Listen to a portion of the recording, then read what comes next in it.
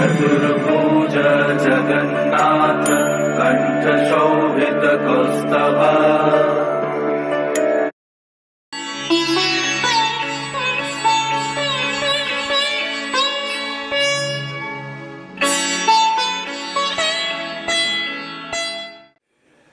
आइए श्रीमद्भागवत महापुराण के चौथे स्कंद में कल हम सती, प्रसूति की पुत्री सती, कल अगर आपको याद होगा तो स्वयंभू मनु और शत्रुपा के दो पुत्र हुए, उतानपाद और प्रियव्रत। प्रियव्रत बड़ा, उतानपाद छोटा। और 3 पुत्रियां हुई। देवहूति जिसका विवाह करदम से हुआ, आकुटी उसका विवाह प्रजापति रुचि के साथ हुआ, जिनके यहाँ यज्ञ भगवान का अवतार होगा। और प्रसूति का विवाह दक्ष के साथ हुआ, जिसकी पुत्री सती, उसका विवाह भगवान शंकर के साथ हुआ। और दक्ष यज्ञ धर्म का अनुष्ठान था, लेकिन एक महान भागवत परम वैष्णव भगवान शंकर के अपमान करने के कारण दक्ष का यज्ञ निष्फल हो रहा था। लेकिन ब्रह्मा जी आदि सतपुरुषों के कहने के ऊपर शंकर जी ने दक्ष को पुनः जीवन दिया। और दक्ष की क्षमा याचना के बाद भगवान विष्णु यज्ञपति प्रकट होके उस यज्ञ को पूरा किया। यहाँ तक की कथा कल आपने श्रवण की। इसके बाद ब्रह्मा जी के द्वारा अधर्म की उत्पत्ति भी हुई, जो पतन का कारण है। और अधर्म के पुत्र दंभ और माया हुए। और दंभ और माया इन दोनों ने आपस में विवाह किया। फिर इनसे आगे काम, क्रोध, हिंसा ये सब पैदा हुए। और फिर कुवचन पैदा हुए। और फिर नरक में जाने का रास्ता हुआ। तो ये सृष्टि में पतन का रास्ता अधर्म के रास्ते में जब चलता है तो ये सब बातें होती हैं।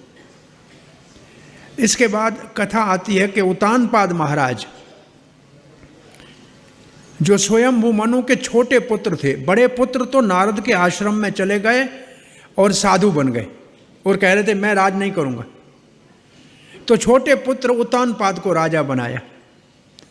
महाराज उतानपाद की 2 पत्नियों का नाम उल्लेख है।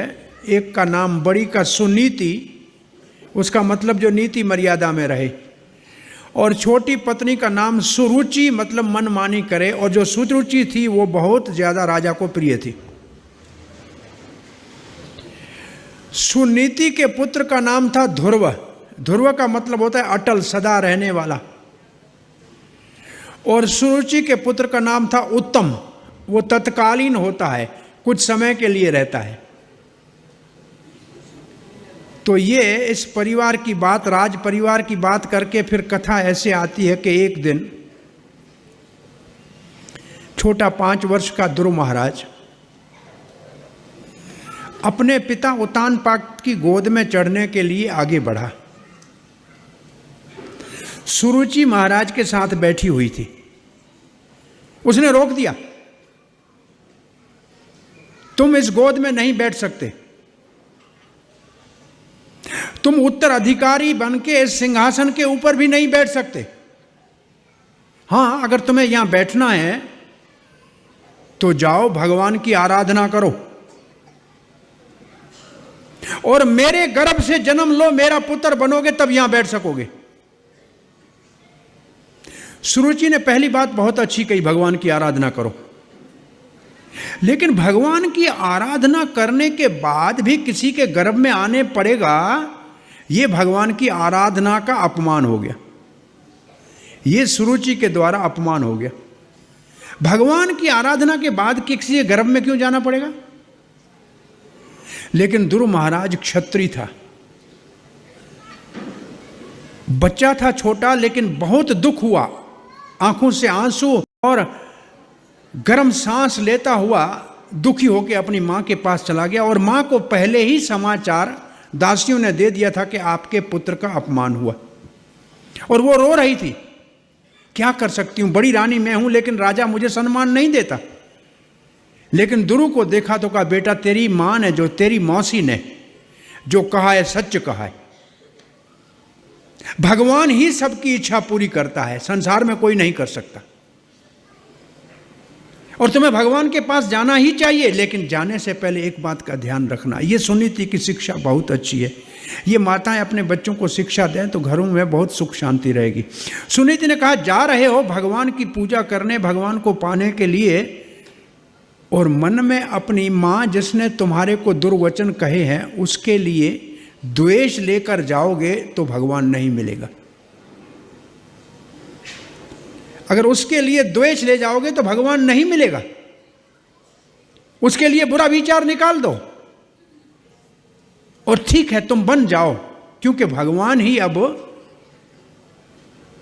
आपकी इच्छा पूरी कर सकता है।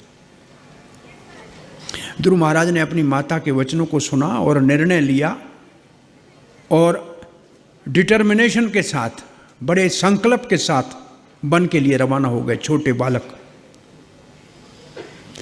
यह समाचार नारद जी को मिला और भगवान ने नारद जी को भेज दिया। नारद जी सामने आके खड़े हो गए, कहा शाबाश क्षत्रिय इसको कहते हैं। थोड़े से अपमान के ऊपर इतना सारा दुखी हो गए, घर छोड़ के और वनवास में जा रहे हो। ये क्षत्रिय धर्म भी अजीब धर्म है, अद्भुत धर्म है, थोड़ा सा अपमान सह नहीं सकते। कल आपको बताया था विदुर का अपमान हुआ था दुर्योधन के द्वारा, लेकिन मिला क्या? भगवान। आज ध्रुव का अपमान हुआ है अपने ही मासी के द्वारा और मिलेगा भगवान। तो संसार में कभी अपमान मिले तो ये दो दृष्टांत याद करके भगवान की तरफ मुड़ जाना। ये अपमान भगवान को मिलाने का कारण बन जाएगा, सम्मान संसार में फंसा देगा।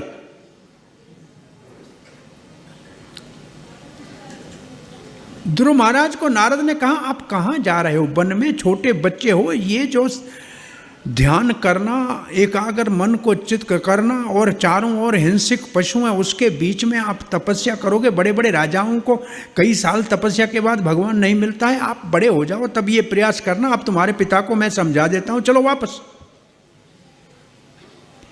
ध्रुव महाराज के सर के ऊपर नारद ने अपना हाथ भी रखा, लेकिन ध्रुव महाराज ने प्रणाम तक नहीं किया। ध्रुव महाराज कहते हैं, मैंने सुना है नारद ऋषि आप लोगों को भगवान मिलाते हो और मेरे को फिर संसार में फंसाना चाह रहे हो। अगर आप मुझे भगवान मिलाने में सहायता कर सकते हो तो कृपा करके सहायता करो, नहीं तो मेरे को जाने दो, मैं तो वन में जाऊंगा। ध्रुव महाराज का ये दृढ़ संकल्प देख के नारद जी बड़ा प्रसन्न हो गया। ऐसे नारद जी अपने शिष्य को देख रहे थे कि कच्चा है कि पक्का है, कच्चा है कि पक्का है। राजस्थान में एक संत हुए हैं दादू दयाल,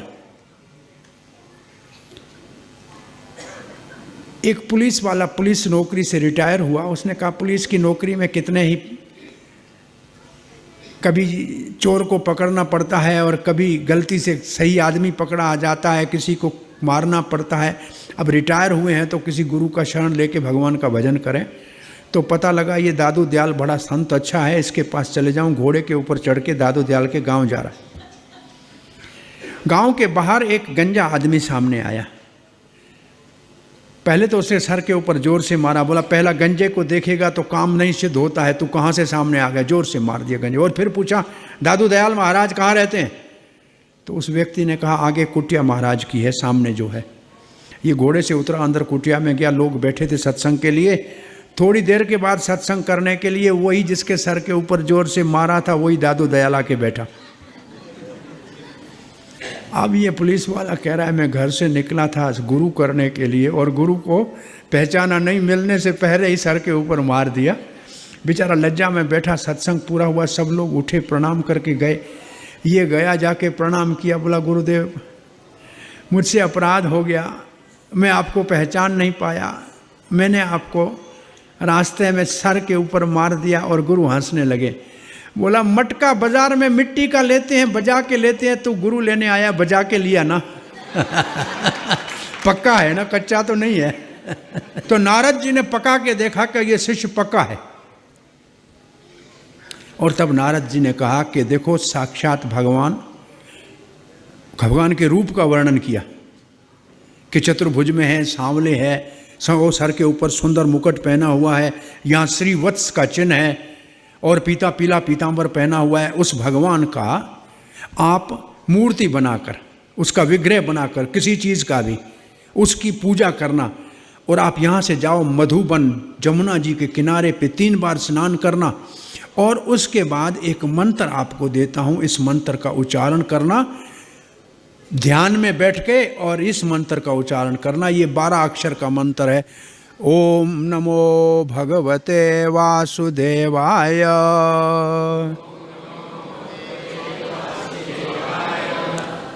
तो ये ओम नमो भगवते वासुदेवाय 12 अक्षर का मंत्र है, और ये पहले उच्चारण करके कथा करते हैं कि बच्चे ध्रुव ने जप किया और भगवान को प्राप्त कर लिया।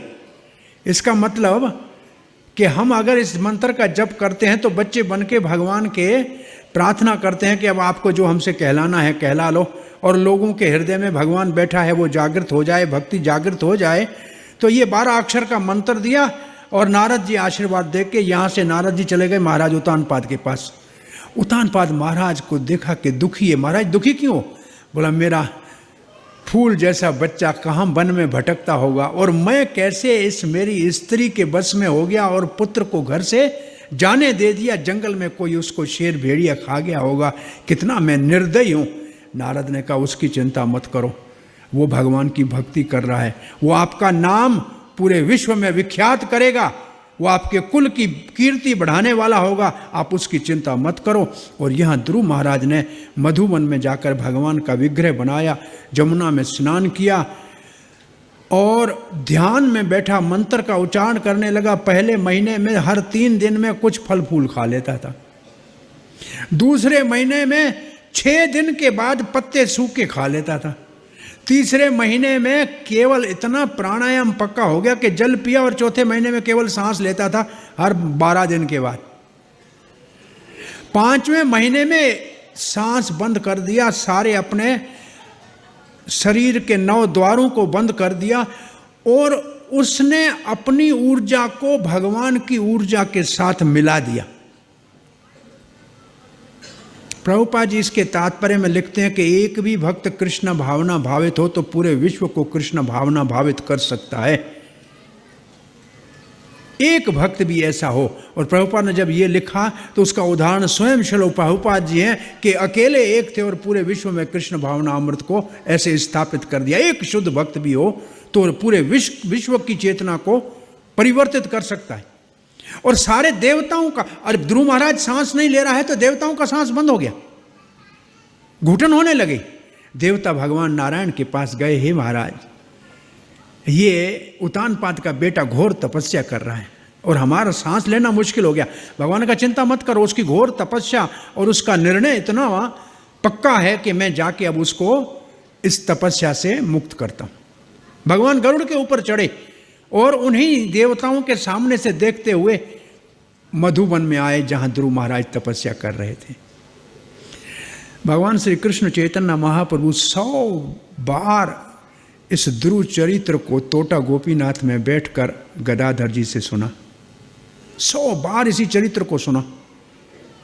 महाप्रभु कहते जितना इस बच्चे के अंदर दृढ़ संकल्प था भगवान को पाने का, उसका एक थोड़ा भी हमारे अंदर विचार आ जाए कि इस जीवन में हमको भगवान पाना है और ऐसा मानव जन्म भगवान को पाने के बगैर बेरथ चला जाए, तो ये तो सबसे बड़ी कंजूसी है इस दुनिया के अंदर। इससे ज़्यादा बड़ा कोई कंजूस नहीं है।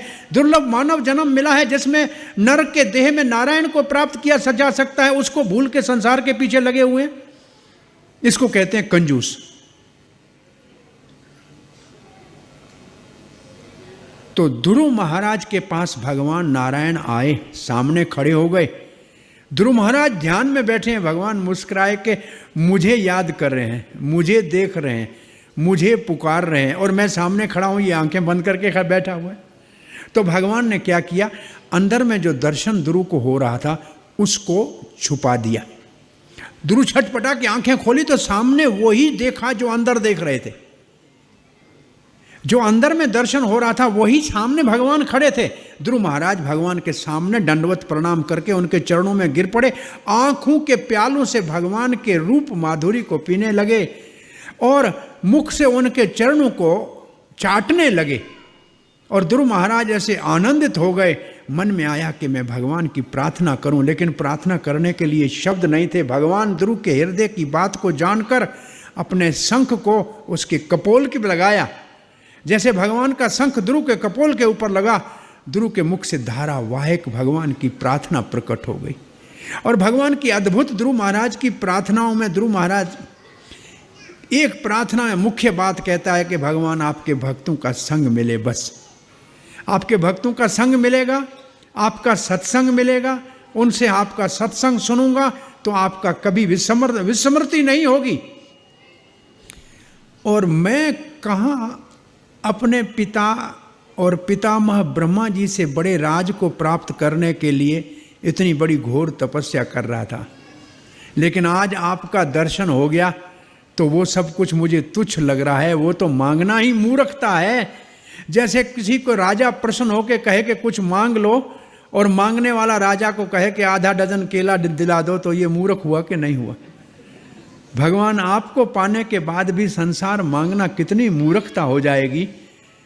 ध्रुव महाराज की प्रार्थना सुन के भगवान ने कहा, ध्रुव मैं जानता हूं कि तुम्हारे हृदय में अपने पितामह से भी मुख्य, पितामह कौन है उसका? ध्रुव का पितामह ब्रह्मा जी है।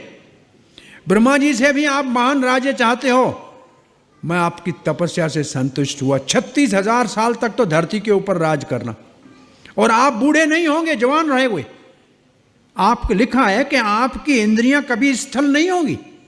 आप 36,000 तक राज करने के बाद आपके लिए ध्रुव लोक बनाया है।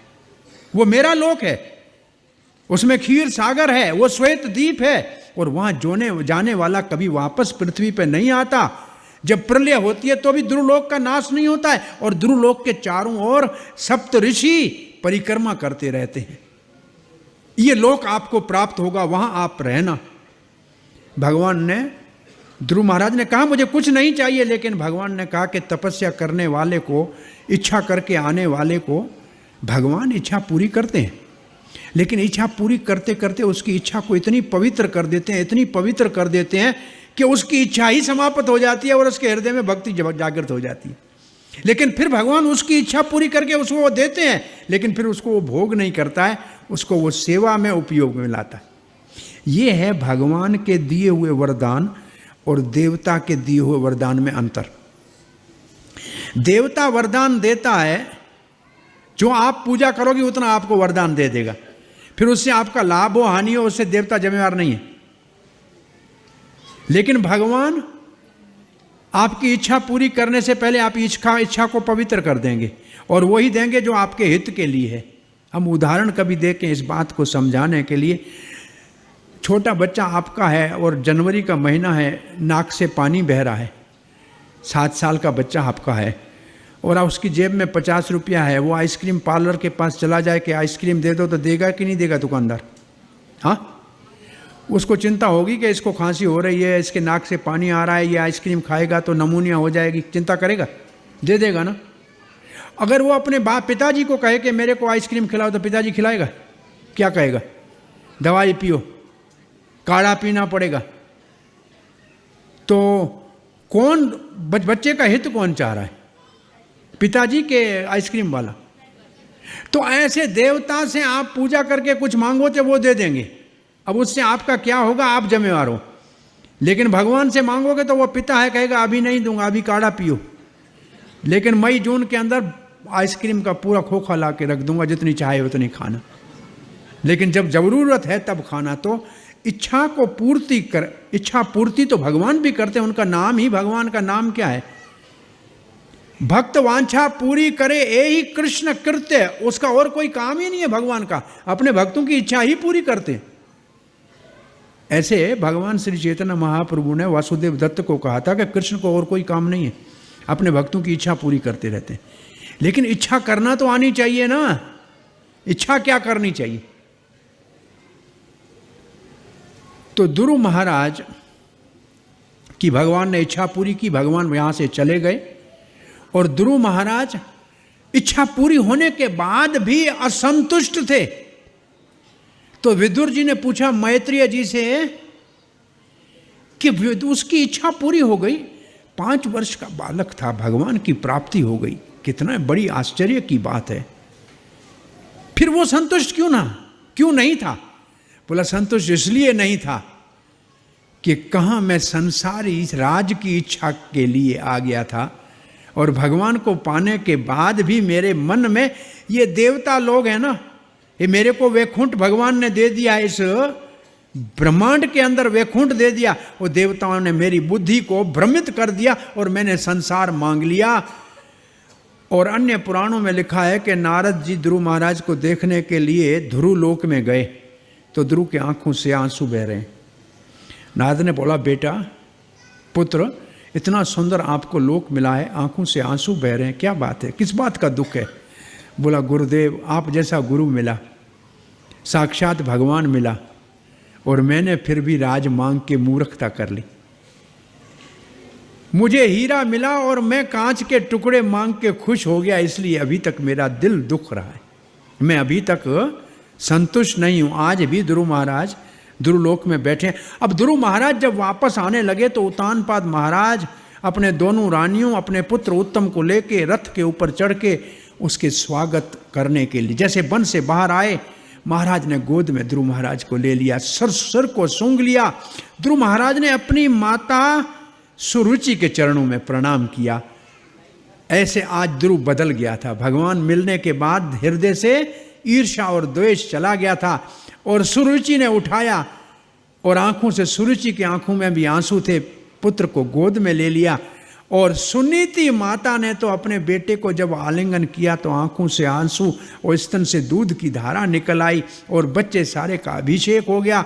दोनों भाई प्रेम से आपस में मिले, और ध्रुव महाराज जैसे कुछ बड़े योग्य हुए, उत्तानपाद महाराज ने ध्रुव महाराज को राज सिंहासन दे दिया। उत्तानपाद महाराज तपस्या करने के लिए चले गए, और ध्रुव महाराज के राज में बहुत यज्ञ हुए, दान हुआ, तप हुआ। भगवान ने कहा था कि तुम्हारा छोटा भाई उत्तम एक बार जंगल में जाएगा और यक्ष उसको मार देंगे, और ये ध्रुव सुन के भी आया था। और एक बार ऐसे ही हुआ, उत्तम यक्षों के द्वारा मारा गया। उसकी मां सुरुचि उसके पीछे ढूंढने गई, और सुरुचि भी जंगल की आग लगी और शरीर छूट गया। इसलिए कहा था उत्तम तत्काल होता है, थोड़े समय के लिए होता है। और सुरुचि से जो अपराध हुआ था, भगवान की भक्ति के बाद गर्भ में आने वाला, इसलिए उसका शरीर भी छूट गया। ध्रुव महाराज को क्रोध आ गया। नारद जैसा गुरु मिला, साक्षात भगवान का दर्शन हुआ, फिर भी ध्रुव महाराज क्रोधित हो गए और यक्षों के साथ भारी युद्ध करने लगे, यक्षों को मारने लगे। और फिर माया का युद्ध हुआ, ऋषियों ने ध्रुव की सहायता की, भारी युद्ध होने लगा, यक्षों को मारने लगे ध्रुव। आकाश में स्वयंभू मनु आए। स्वयंभू मनु महाजन ने कहा बेटा ध्रुव, एक यक्ष ने तुम्हारे भाई को मारा, तुम यक्षों के वंश का विनाश कर रहे हो। भगवान उससे प्रसन्न होते हैं जो बड़ों की सेवा करता है, बराबर वालों से मैत्री करता है, छोटों के ऊपर दया करता है। आपको युद्ध बंद कर देना चाहिए। और ध्रुव महाराज ने युद्ध को बंद कर दिया। इस भागवत में बार बार ये सुनने को मिलेगा, भक्ति करके भगवान को पाने के बाद भी भगवान के भक्तों के संग की जरूरत पड़ेगी। ध्रुव महाराज भगवान से मिल के आया था, फिर भी क्रोध आया। फिर भी स्वयंभू मनु की शिक्षा से क्रोध शांत हुआ। ध्रुव महाराज, उस वक्त कुबेर आया, यक्षों का राजा, और ध्रुव महाराज को कहा वरदान मांग लो। और ध्रुव महाराज ने वरदान मांगा कि भगवान की स्मृति सदा बनी रहे, बस यही वरदान मुझे चाहिए, भगवान को कभी नहीं भूलूं, बस एक वरदान चाहिए। कुबेर ने कहा था आज तो आपकी इच्छा पूरी होगी। ध्रुव महाराज राज कर रहे थे। ध्रुव महाराज राज अब त्याग करने का समय आया। बहुत बड़ा साम्राज्य, धन धान्य, खजाना, पुत्र, परिवार, स्त्रियां सब एक दिन छोड़े। ध्रुव महाराज का पुत्र का नाम था उत्कल, और ये इतना बड़ा त्यागी और तपस्वी था कि राज करने को तैयार ही नहीं था, नहीं करूंगा राज। तो उत्कल ने राज किया ही नहीं। एक उत्कल है, एक जड़ भरत है, एक अंशुमान है। ऐसे चार ऐसे भागवत में महान महात्मा हैं जो संसार में पागल की तरह रहते थे, लेकिन उच्च कोटि के महात्मा थे। उनमें से एक उत्कल था। उत्कल नहीं राज किया तो दूसरे बेटे वत्सर राजा बने और ध्रुव महाराज तपस्या करने के लिए उत्तर दिशा में गए। वैसे भागवत में लिखा है कि बद्रिक आश्रम में गए और जाते हुए रास्ते में कुछ समय हरिद्वार में जहां आज लक्ष्मण झूला है वहां ध्रुव महाराज रुके। तो वहां तपस्या, एक ध्रुव महाराज का वहां मंदिर आज भी है। और वहां जब रुके तो गंगा जी वहां पत्थरों के ऊपर से छल छल कर छन छन करती बहती है। ध्रुव महाराज उठे और अपना करमंडल उठाया और चल दिए। गंगा माता आई साक्षात खड़ी होकर कहती है, आप जैसे भक्त यहाँ बैठ के भजन करते हैं और स्नान करते हैं तो हमारा पाप धुलता है। कितने पापी हम में स्नान करके जाते हैं, आप क्यों जा रहे हो? बोला यहाँ शोर ज़्यादा है आपका, हमारे ध्यान में बाधा पड़ती है। गंगा ने कहा इस टुकड़े के 1-आधे किलोमीटर में आज के बाद शोर नहीं होगा। आज भी लक्ष्मण झूले के पास गंगा के अंदर कोई शोर नहीं है, बहुत शांत गंगा बहती है। ध्रुव महाराज का एक मंदिर आज भी वहाँ है। ध्रुव महाराज वहाँ से बद्रिक आश्रम में गए। अब दोबारा भगवान की भक्ति करने लगे। पहली भक्ति की थी राज को प्राप्त करने के लिए, अब भक्ति कर रहे हैं भगवान को प्राप्त करने के लिए। और वहां भक्ति में जब परिपक्व हो गए तो एक दिन आकाश से विमान आया। विमान को देखा, विमान के अंदर नंद और सुनंद उसके चालक थे। ध्रुव महाराज को कहा वैकुंठ से विमान आया है, आप चलिए। ध्रुव महाराज ने स्नान किया अलकनंदा में, ऋषियों को प्रणाम किया, सबकी आशीर्वाद लिया और विमान को प्रणाम किया, परिक्रमा की और विमान में चढ़ने के लिए जैसे ऊपर चढ़ने वाले थे उस वक्त मृत्यु आगे खड़ी हो गई। बोला मृत्यु संसार है ध्रुव महाराज, और मृत्यु और ध्रुव महाराज निर्भय होकर मृत्यु के सर के ऊपर पांव रख के और वैकुंठ के विमान में चढ़े। और मृत्यु के सर के ऊपर पांव रख के वैकुंठ के विमान में चढ़े। विमान चालू हुआ और विमान आकाश मार्ग में जाने लगा। ध्रुव महाराज ने कहा रुको, मेरी माता सुनीति ने मुझको भगवान को मिलाने का रास्ता बताया था, मेरी माता को लेके चलना पड़ेगा साथ में। ये बात ध्रुव महाराज की सब भक्तों को अच्छी तरह याद रखनी चाहिए। किसी भक्त की कृपा से हम भगवान की भक्ति में आए हैं। हो सकता है हमारी भक्ति कोई पूर्व जन्म की पहले की हुई और जल्दी हमको भगवान मिल जाए, तो अभी जिसने हमको रास्ता बताया उसको नहीं भूलना चाहिए। और इसके भावार्थ में प्रभुपाद जी की निम्रता का भी अद्भुत एक तात्पर्य है। प्रभुपाद जी लिखते हैं कि मेरी उम्र तो अब 80 साल को होने को आई है, अंत समय पता नहीं भगवान मुझे याद आए कि नहीं आए। ध्रुव की तरह कोई मेरे शिष्य भगवान के धाम जाते हुए मेरी याद करके और मुझे ले जाए तो मैं समझूंगा कि मेरा प्रचार सफल हुआ। कितनी निम्रता प्रभुपाद जी के एक तात्पर्य में है कि ध्रुव का ये चरित्र अद्भुत है। आज ध्रुव भगवान के धाम को पहुँचे हैं, आज भी ध्रुव लोक में विराजमान है। ये ध्रुव लोक नाश नहीं होता है। तो 5 अध्यायों में ये ध्रुव महाराज और फिर ध्रुव के वंश का चरित्र आता है। ध्रुव के वंश में आगे चल के एक महाराज अंग हुए। अंग महाराज यज्ञ कर रहे थे, अच्छे ब्राह्मण थे, लेकिन देवता कोई नहीं आ रहा था। अंग महाराज ने कहा ये क्यों? भगवान ब्राह्मण के मुख से या अग्नि के मुख से भोग ग्रहण करता है, तो यहां अग्नि यज्ञ की है, देवता वहां आए नहीं। उस जमाने में देवता साक्षात आया करते थे। तो ब्राह्मणों ने कहा इस जन्म में तो आपसे महाराज अंग कोई अपराध नहीं हुआ है, लेकिन पूर्व जन्म में कोई ऐसा पाप हुआ है कि आपको संतान नहीं है पुत्र, इसलिए आपका यह यज्ञ पूर्ण नहीं हो रहा है। बोला फिर पुत्र संतान के लिए यज्ञ करो। पुत्र संतान के लिए भगवान विष्णु के लिए आहुति डाली। भगवान विष्णु की कृपा से यज्ञ पुरुष निकला और खीर का लोटा लेके निकला और खीर को नमस्कार करके अपनी पत्नी को पिलाया। सुनीति उसका नाम था। और सुनीति का पिता ये असुर कुल का था। इसका ननियाल जो है वो दैत्य कुल का था, मृत्यु के पक्ष का था। समय आने के ऊपर महाराज अंग को एक पुत्र हुआ, उसका नाम हुआ वेण। क्या नाम हुआ? और ये वेण इतना बदमाश निकला कि छोटा बच्चा था तो पशु मारता था और अपने बराबर के लड़कों की हत्या कर देता था, मर्सीलेसली उनका गर्दन काट देता था। और इतना अत्याचारी हुआ कि महाराज अंग ने कहा कि अच्छा है कि किसी को पुत्र संतान नहीं हो, ये देवताओं की कृपा है, नहीं तो ऐसा दुष्ट होता है तो कुल की कीर्ति के ऊपर धब्बा लगा देता है, कलंक हो जाता है कुल का। महाराज अंग रात रात में राजपाट छोड़ के तपस्या करने चले गए और कहा अच्छा हुआ ऐसा दुष्ट पुत्र हुआ तो कोई आसक्ति नहीं हुई राजपाठ में, इसलिए भगवान की भक्ति करने के लिए महाराज अंग तो निकल गए, अब कोई राजा कोई नहीं। तो ऋषियों ने कहा कि जब तक वेण दुष्ट अपने स्वभाव से अन्याय न करे तब तक तो इसको राजा बनाना चाहिए। तो वेण को ऋषियों ने राजा बना दिया। वेण राजा बना तो सबको कहा कि यज्ञ करना बंद करो, गाय की पूजा बंद करो, कीर्तन करना बंद करो, भक्तों की भगवान की सेवा करना बंद करो। चारों ओर से पूजा पाठ बंद करा दिया। भगवान का द्वेष हो गया। ऋषि सारे इकट्ठे होके आए, वेण को समझाया, वेण देखो आपके पूर्वज कैसे ध्रुव वंश के आप हो, और आपके लिए आपके पूर्वजों ने भगवान का साक्षात दर्शन किया और आप भगवान की भक्ति को बंद करा रहे हो। और वेण कहता है, आप ऋषियों वैश्यावृत्ति से मेरे से बात कर रहे हो?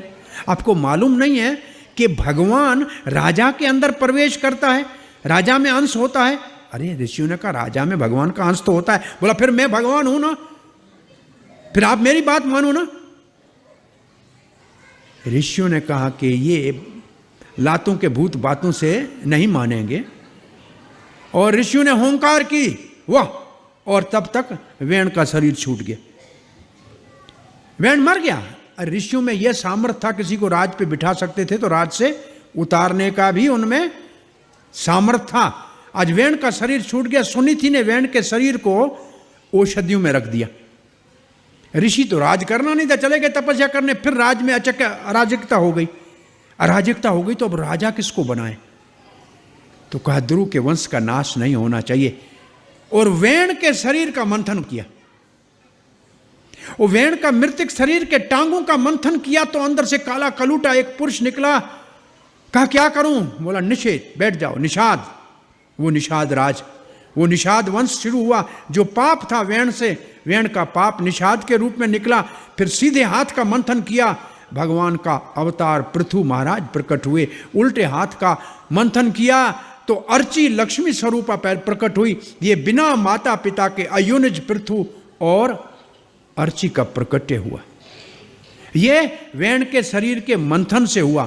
ऋषियों में ये सामर्थ्य था कि उसके शरीर से प्रकट किए, और ये भगवान का अवतार चौथे स्कंद के अंदर महाराज पृथु। उस वक्त सारे देवताओं ने आके पृथु महाराज को उपहार दिए, रथ, तीर, धनुष, बाण, ये सब कुछ दिए। आगे वामन देव का प्रकट हो गया, तब भी सारे देवता उपहार देने आएंगे, तब ब्रह्मचारी के उपहार देंगे। यहाँ राजा के उपहार दे रहे हैं। ऐसे भक्तों के लिए लिखा है कि एक दूसरे को गिफ्ट का आदान प्रदान करना चाहिए, उपहार देना चाहिए और लेना भी चाहिए, है ना। लेकिन सोच विचार के देना चाहिए कि राजा को राजा जैसा और ब्रह्मचारी को ब्रह्मचारी जैसा। ऐसा नहीं उपहार ब्रह्मचारी को साड़ी का दे दिया और गृहस्थी को लाल शाल पहना दी। तो उपहार देने में भी यहाँ से बुद्धिमानी का संकेत मिलता है। और फिर पृथु महाराज का बहुत बड़ा गुणगान होने लगा। पृथु महाराज ने कहा, अभी तो मैंने राज सिंहासन पे कुछ सेवा नहीं की है, जब हो जाए तब गुणगान करना। पृथु महाराज राज सिंहासन के ऊपर बैठ गए। पृथु महाराज सबसे अच्छे राजा कैसे होने चाहिए उसका उदाहरण है। एक दिन प्रजा पृथु महाराज के सामने आई और अपना पेट खोल के दिखाया कि पेट पीठ से लग गया है महाराज, हम हल चला रहे हैं, हम अनाज डाल रहे हैं, लेकिन फल नहीं हो रहा है, पृथ्वी से कुछ मिल नहीं रहा है। पृथु महाराज को क्रोध आ गया। पृथ्वी के ऊपर रथ के ऊपर चढ़े, धनुष उठाया, बाण का अनुसंधान किया पृथ्वी के ऊपर। पृथ्वी ने गाय का रूप धारण करके आगे भागने लगी, पृथु महाराज पीछे। पृथ्वी कहती है, आप भूपाल, आप राजा, आप हमारे रक्षक, आप हमको क्यों मार रहे हैं?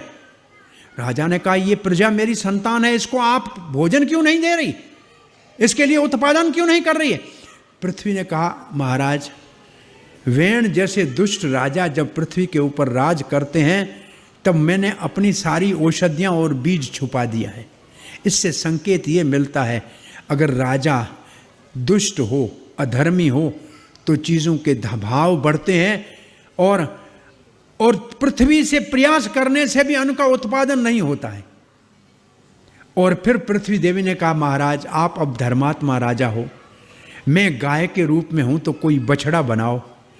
जब बछड़ा होगा तो मैं उसके लिए मेरे हृदय से उसकी जरूरत का सामान भोजन के रूप में प्रकट करके दे दूं।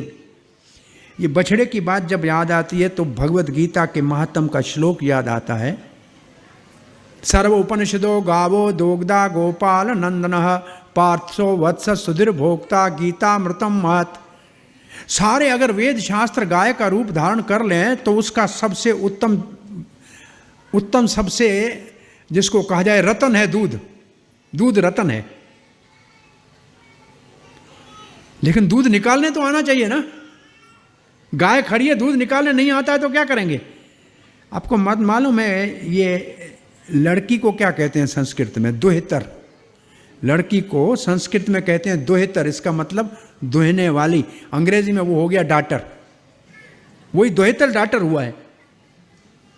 तो दुहने वाला कोई होना चाहिए। तो बोला दोग्धा गोपाल नंदन, दुहने वाला भगवान साक्षात गोपाल नंदन है। लेकिन बछड़े के बगैर गाय दूध नहीं देगी। बछड़ा होगा तब दूध देगी। पार्थो वत्स, अर्जुन जैसा प्रिय वत्स है, तब भगवान श्री कृष्ण ने वेदों का सारा सार गीता के रूप में दे दिया।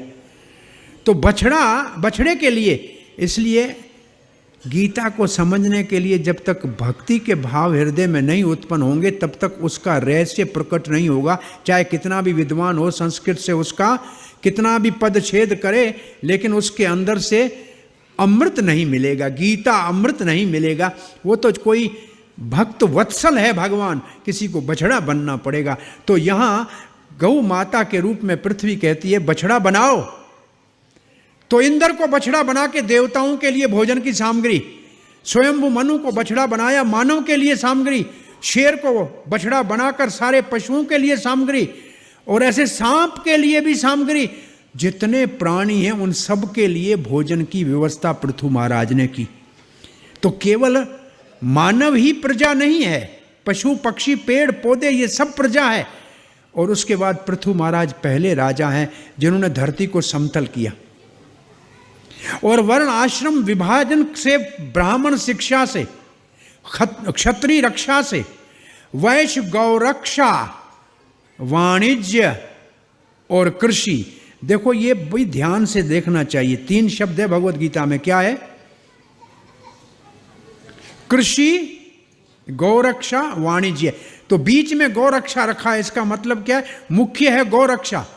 गौरक्षा के आधार के ऊपर वाणिज्य करे, गोरक्षा के आधार के ऊपर कृषि करे। गोरक्षा नहीं है केवल वाणिज्य है, और केवल कृषि उसके बगैर नहीं है, मुख्य गौरक्षा है बीच में। ये गौ सबसे बड़ा धन हुआ करता था पहले। ये गौधन बहुत बड़ा धन हुआ करता था।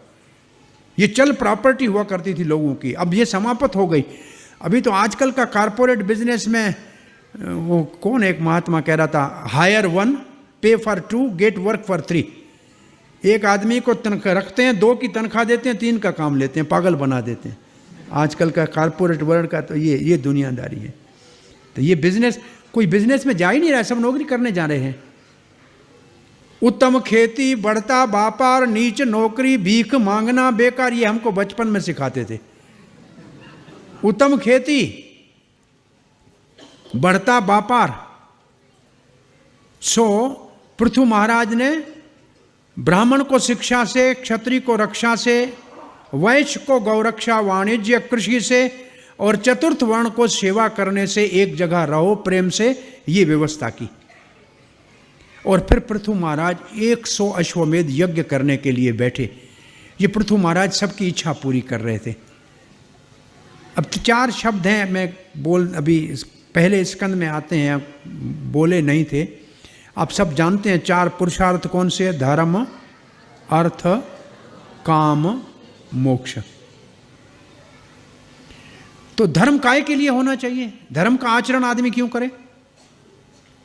धर्म के बाद अर्थ है, क्या अर्थ के लिए? लोगों ने यह समझाया कि धर्म का इसलिए काम करें क्योंकि अर्थ मिलेगा। लेकिन धर्म है काय के लिए? धर्म अपवर्गस्य, धर्म है अपवर्ग के लिए। अपवर्ग का मतलब क्या है? मुक्ति। प वर्ग प फ ब भ म। प से परिश्रम, भ से भय, और फ से फैन, म से मृत्यु, ये संसार है और अपवर्ग है मुक्ति। धर्म का पालन काय के लिए करना चाहिए? भगवान को पाने के लिए। तो फिर अर्थ काय के लिए? काम के लिए, धन का भोग करने के लिए नहीं। अर्थ धर्मस्य, अर्थ धर्म के लिए, अर्थ से धर्म करो। धन है तो धर्म का कार्य करो, मंदिर बनाओ, यज्ञ करो, प्रसाद बांटो, पुस्तक वितरण करो। तो ये अर्थ है तब करोगे ना। तो अर्थ काय के लिए? धर्म के। तो फिर काम काय के लिए? मतलब काम जीवन निर्वाह, इच्छा कितनी होनी चाहिए कि हमारा जीवन चल जाए। मतलब जीवन काय के लिए? तत्व जिज्ञासा, जीवन है तत्व जिज्ञासा के लिए। तो फिर तत्व क्या है? ब्रह्मेति परमात्मेति भगवान इति शब्दते। तत्व है ज्ञानियों का ब्रह्म, योगियों का परमात्मा और भक्तों का भगवान। इस तत्व को जानने के लिए जीना चाहिए। तो यहां पृथु महाराज देखो, पहला धर्म यज्ञ, फिर अर्थार्थी भक्त ध्रुव महाराज। लेकिन गया भगवान के पास तो अर्थ वाला मन से निकल गया और भगवान की भक्ति जागृत हो गई। तो ये दिव्य चार है। और पृथु महाराज 11 अध्यायों में सबकी इच्छा पूरी की, कामनाएं पूरी की हैं। 100 अश्वमेध यज्ञ करने के लिए पृथु महाराज बैठ गए। अत्रि ऋषि पुरोहित बने हुए हैं। 99 यज्ञ पूरे हुए। इंद्र को अपना सिंहासन हिलता हुआ नजर आया, क्योंकि इंद्र की सीट के ऊपर बैठने के लिए योग्यता चाहिए 100 अश्वमेध यज्ञ। इसलिए इंद्र का एक नाम है सत्यक्रतु। सत्य मतलब 100, क्रतु मतलब यज्ञ। और उसको शॉर्ट फॉर्म में जब इंद्र साइन करता है तो लिखता है शकर। शकर का मतलब सत्यक्रतु। इंद्र पोस्ट का नाम है और जो सत्यक्रतु। और इस वक्त एक इंद्र है पुरंदर, या आने वाले मनवंतर में पुरंदर इंद्र होगा। तो इंद्र एक व्यक्ति बनता है। 100 अश्वमेध 99 अश्वमेध यज्ञ का घोड़ा इंद्र चुरा के जाने लगा। तो महाराज पृथु का बेटा अश्वजीत, अश्व कहते घोड़े को, वापस इंद्र से घोड़ा लेकर आया। इंद्र दोबारा सन्यासी का वेश धारण करके लाल कपड़े पहन के घोड़ा चुराता था। पृथु महाराज को क्रोध आ गया, तलवार उठाने लगे। अत्रि ऋषि ने कहा, यज्ञ में बैठे हुए हो, इस वक्त क्रोध नहीं करना चाहिए। और फिर ब्रह्मा जी ने आके कहा, पृथु आपको 100 यज्ञ करने की क्या जरूरत है? क्या करोगे 100 यज्ञ करके? भगवान विष्णु आ गए साक्षात, यज्ञ बंद कर दो। आज इंद्र लाल कपड़े पहन के घोड़ा चुरा रहा है और सकल लोग लाल कपड़े में जाके लोगों के घर में भिक्षा के बदले जाके चोरी करने लगेंगे तो लोगों को रास्ता मिल जाएगा। ऐसा काम बंद कर दो, यज्ञ ही नहीं करने की जरूरत नहीं है। और पृथु महाराज ने यज्ञ बंद कर दिया। भगवान विष्णु प्रसन्न हो गए। इंद्र आ गया और इंद्र को क्षमा कर दिया। पृथु महाराज ने इंद्र को गले लगा लिया। अरे घोड़ा चुराने वाले को, द्वेष करने वाले को गले लगा दिया। भगवान प्रसन्न हो गए। कोई पृथु महाराज आपके यज्ञ 100 हो न हो, लेकिन आपका सब यज्ञ सफल हो गए। अब आप राज कीजिए, फिर 4 कुमार आएंगे और आपको दिव्य उपदेश देंगे। और पृथु महाराज को पहले तो भगवान के अवतार और उसके बाद भगवान मिले विष्णु साक्षात, लेकिन फिर भी 4 कुमारों के संग की जरूरत है। पृथु महाराज के पास 4 कुमार आते हैं, दिव्य उपदेश देते हैं। पृथु महाराज और ऋषि राजपाट अपना छोड़ के और तपस्या करने के लिए चले जाते हैं। और पृथु महाराज के बाद 8 अध्यायों में प्राचीन बरहित, प्राचीन बरहित, बरहित वैसे यज्ञ को कहते हैं। और प्राची दिशा में कुछ घास अगर रखे जाएं तो पूरी पृथ्वी ढक जाए, इतने यज्ञ किए वो प्राचीन बरहित ने। बड़ा कर्मठ राजा था। उसके 10 पुत्र थे प्रचेता। उनको प्राचीन बरहित ने कहा कि आप तपस्या करने जाओ, और वो तपस्या कर रहे थे। और नारद जी ने ध्रुव महाराज का चरित्र उनके सामने जाकर गाया 3 श्लोकों में कि 5 वर्ष के बच्चे ने भगवान को पा लिया। आश्चर्य। वैसे पूर्व जन्म में ध्रुव महाराज बड़े तपस्वी थे। एक दिन एक राजकुमार की सवारी को जाते हुए देखा तो मन में ऐसे थोड़ा भाव आया कि राजकुमार देखो कैसे सिंहासन पे जा रहा है। भगवान ने कहा थोड़ी इच्छा हुई है राजकुमार की, तो राजकुमार का पद कोई तपस्वी से महान तो होता नहीं है। ये राजकुमार होगा, इसका अपमान होगा, तब वापस ये भगवान की तरफ आ जाएगा। तो राजकुमार बना, लेकिन फिर भी अपमान हुआ। लेकिन साधु का अपमान नहीं होता। साधु को अपमान का परवाह ही नहीं। एक महात्मा था, कोई आके कह रहा, महाराज सामने वाला आपको गाली दे रहा है। बोला मेरे को जानता नहीं है, गाली कैसे देगा? बोला महाराज आपका नाम लेके गाली दे रहा है। बोला वो जानता है कि मैं आत्मा हूं, वो शरीर को गाली देता है ना, वो शरीर का नाम लेके गाली देता होगा ना, बुरा भला कहता है, शरीर को कहता है ना, अरे ये शरीर कौन सा अच्छा है, ये तो वैसे ही दुख देने वाला है। और लोग किसी को खुश करने के लिए कितना खर्चा करते हैं, वो मुफ्त में हमारे को बुरा कह के खुश तो हो रहा है ना, होने दो। वो मुझे जानता ही नहीं है कि मैं आत्मा हूं, वो तो शरीर समझ के गालियां दे रहा है। और शरीर कौन सा अच्छा है? एक बार कृष्ण ने अर्जुन को कहा कि सबसे बुरी गंदे से गंदी चीज़ दुनिया में क्या है, ढूंढ के निकाल के दिखाओ। अर्जुन सब जगह देखा कि ये गंदा होगा, वो गंदा होगा, मुर्दे देखे, ये देखा, कचरा देखा। एक जगह विष्टा का बहुत बड़ा एक पहाड़ पड़ा था, अंदर से दुर्गंध आ रही थी। अर्जुन ने नाक बंद कर दिया और इससे ज़्यादा और कोई बुरा नहीं होता। तो विष्टा के ढेर से आवाज़ आया, नहीं हम बुरे नहीं, तुम्हारी ये शरीर वाली मशीन बुरी है। कल हम काजू कतली थे, रसगुल्ला थे, गुलाब जामुन थे, तेरे पेट में गए ये हाल हुआ।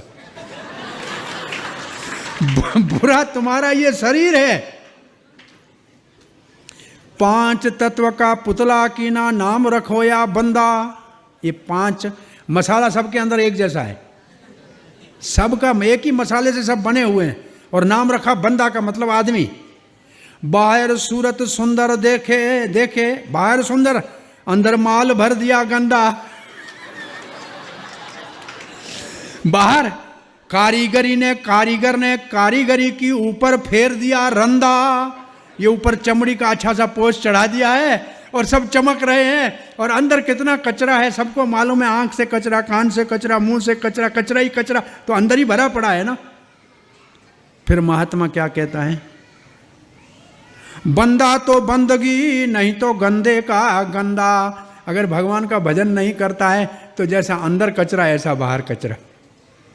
भगवान का भजन करना चाहिए। हरे कृष्णा कृष्णा कृष्णा हरे हरे, हरे राम राम राम हरे हरे। सो प्राचीन बरहित बहुत बड़ा कर्मठ राजा था, बड़े यज्ञ कर रहा था। नारद ऋषि ने कहा ध्रुव वंश का राजा है, ये कर्म कांड में अटका हुआ है, भगवान की भक्ति नहीं कर रहा है, इसको उपदेश देना चाहिए। नारद जी आ गए। नारद जी ने कहा ये आप यज्ञ कर रहे हैं, पशु की बलि दे रहे हैं, मालूम है ये पशु आकाश में देखो, ऊपर सब पशु दिखाए कि ये प्रतीक्षा कर रहे हैं कि तुम मरोगे तो ये तुम्हारा बदला लेंगे। अरे महाराज मेरे को ब्राह्मण, मेरे पुरोहित ने मेरे को यज्ञ कराना सिखाया। तो वो नारद ने कहा इसको सीधा उपदेश दूंगा तो नहीं समझेगा। एक कथा बताई, उस कथा का नाम है पुरंजन उपाख्यान। क्या नाम है? पुर का मतलब क्या है? नगर, कानपुर, नागपुर, ऐसे ये शरीर है ना, इसको कहते हैं पुर। भगवत गीता में इसको लिखा है नव द्वारे पुरे देही। ये 9 दरवाजे वाला नगर है। 9 दरवाजे कौन से हैं इसके? 7 दरवाजे तो इधर मुंह में है, 2 आंख, 2 कान, 2 नासिका, 1 मुख, 7 दरवाजे है, और 2 मलमूत्र तो त्यागने के दरवाजे। ये 9 द्वारों का ये नगर है, इसको कहते हैं पुर। और रंजन किसको कहते हैं? जो इसमें मौज उड़ाए। रंजन का मतलब मौज उड़ाना। तो पुरंजन उपाख्यान का मतलब क्या है? शरीर में मौज उड़ाए। ठीक है, अब कथा नारद बता रहा है। नारद जी कहते हैं पुरंजन नाम का व्यक्ति अपने अज्ञात मित्र के साथ बहुत से लोगों से घूमता हुआ भारतवर्ष में आया। उसने एक सुंदर कन्या को देखा। कन्या के पीछे 5 फण वाला सर्प उसकी रक्षा कर रहा था। 11 सेनापति उसके साथ खड़े थे, बहुत सी सेना पीछे थी। प्राचीन बरहित ने पूछा कि महाराज समझ में नहीं आ रहा है क्या कह रहे हैं। कहा पुरंजन है जीवात्मा, अज्ञात मित्र है भगवान परमात्मा। बाकी जो जूनियों में घूमेगा तो कुछ नहीं, भारतवर्ष में जब आता है तब उसको मानव का शरीर मिलता है। दुर्लभ मानव का शरीर भारत में मिलना बहुत मुश्किल है। बोला वो कन्या कौन है? बोला बुद्धि रूपी कन्या। और 5 फण वाला सर्प कौन है? 5 प्राण, प्राण अपान समान व्यान उदान। बोला 11 सेनापति कौन है? मन और 10 इंद्रियां, 5 कर्म इंद्रियां, 5 ज्ञान इंद्रियां। ज्ञान इंद्रियां का मतलब जिसके द्वारा हम कुछ जानकारी लेते हैं। आंख ज्ञान इंद्रिय है, कान ज्ञान इंद्रिय है, नाक ज्ञान इंद्रिय है, और जीभा में चखना जो है वो ज्ञान इंद्रिय है, और ये हमारी त्वचा ज्ञान इंद्रिय है। और कर्म इंद्रिय कौन सी है? हाथ पांव, बोलने वाली जबान और मलमूत्र त्यागने के, ये 5 कर्म इंद्रियां हैं।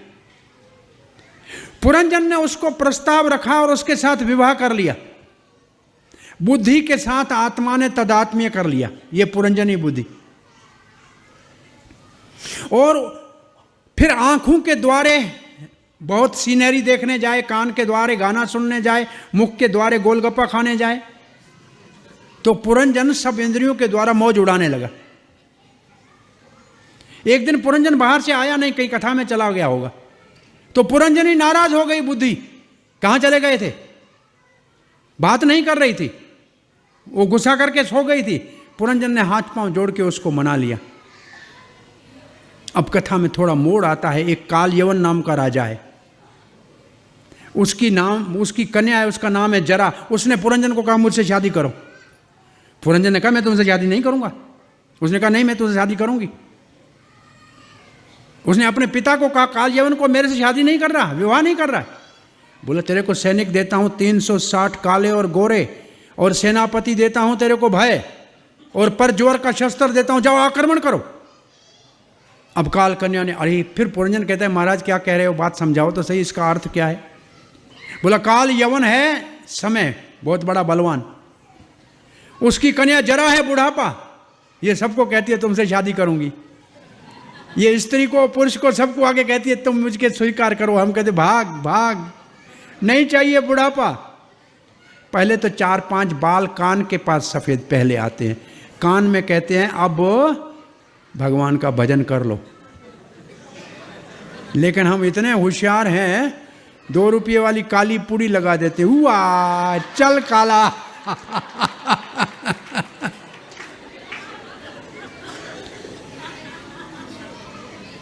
फिर दांत गिरता है, बुढ़ापा कहता है अब हलवा खाओ, खिचड़ी खाओ। बोला नहीं, 32 नए लगाएंगे, बुढ़ापे को भगा देंगे। तो बुढ़ापा कोई नहीं चाहता है, लेकिन बुढ़ापा सबके ऊपर आता है। बुढ़ापे को सेना कौन सी काल ने दी? 360 रातें और दिन। ये सबको आस्ते आस्ते आक्रमण करते हैं। और फिर पुरंजन की बेचारे के सेनापति आंख दुबली हो गई, आंख देख नहीं रही थी, आंख से चश्मा लगाना पड़ रहा था, कान से सुनाई नहीं दे रहा था, मशीन लगानी पड़ रही थी। तो उसने आक्रमण ऐसा किया कि उसके सारे सेनापति स्थिर होने लगे।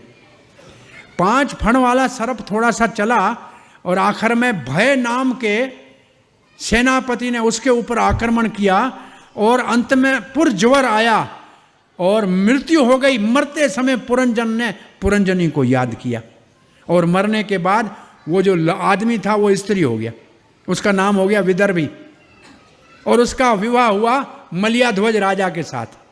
ये नारद जी बता रहे हैं। इससे बता क्या रहे हैं कि अंत समय, ये भगवत गीता का श्लोक कौन सा है? अंतमति सो गति। अंतमति सो गति मतलब उस वक्त समय कितना होता है? एक फ्रैक्शन ऑफ सेकंड होता है। उस वक्त आपका विचार कहाँ चला गया?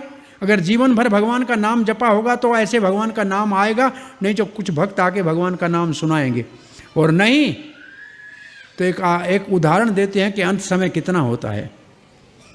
आप कभी फोटो निकालने जाते हैं फोटो स्टूडियो में, आपको कहेगा बैठो, बाल बाल ठीक करो, ठीक हो गया, रेडी, और वो बटन के ऊपर हाथ रखने बैठे और एक मच्छर आपके नाक में जाए और उसका बटन दब गया, और आपको फोटो देगा, आप उस फोटो को देखो, ये क्या किया? बोला मैंने कुछ नहीं किया, मशीन कुछ नहीं करती, जैसे तुम थे ऐसे आए। तो अंत समय जैसा विचार होगा वैसा बन जाओगे।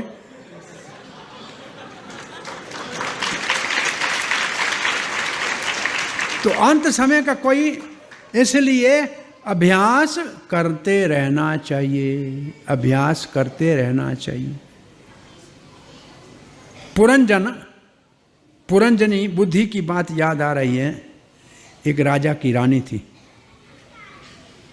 सामने एक जोहारी का सोना चांदी हीरे मोती वाले का घर था।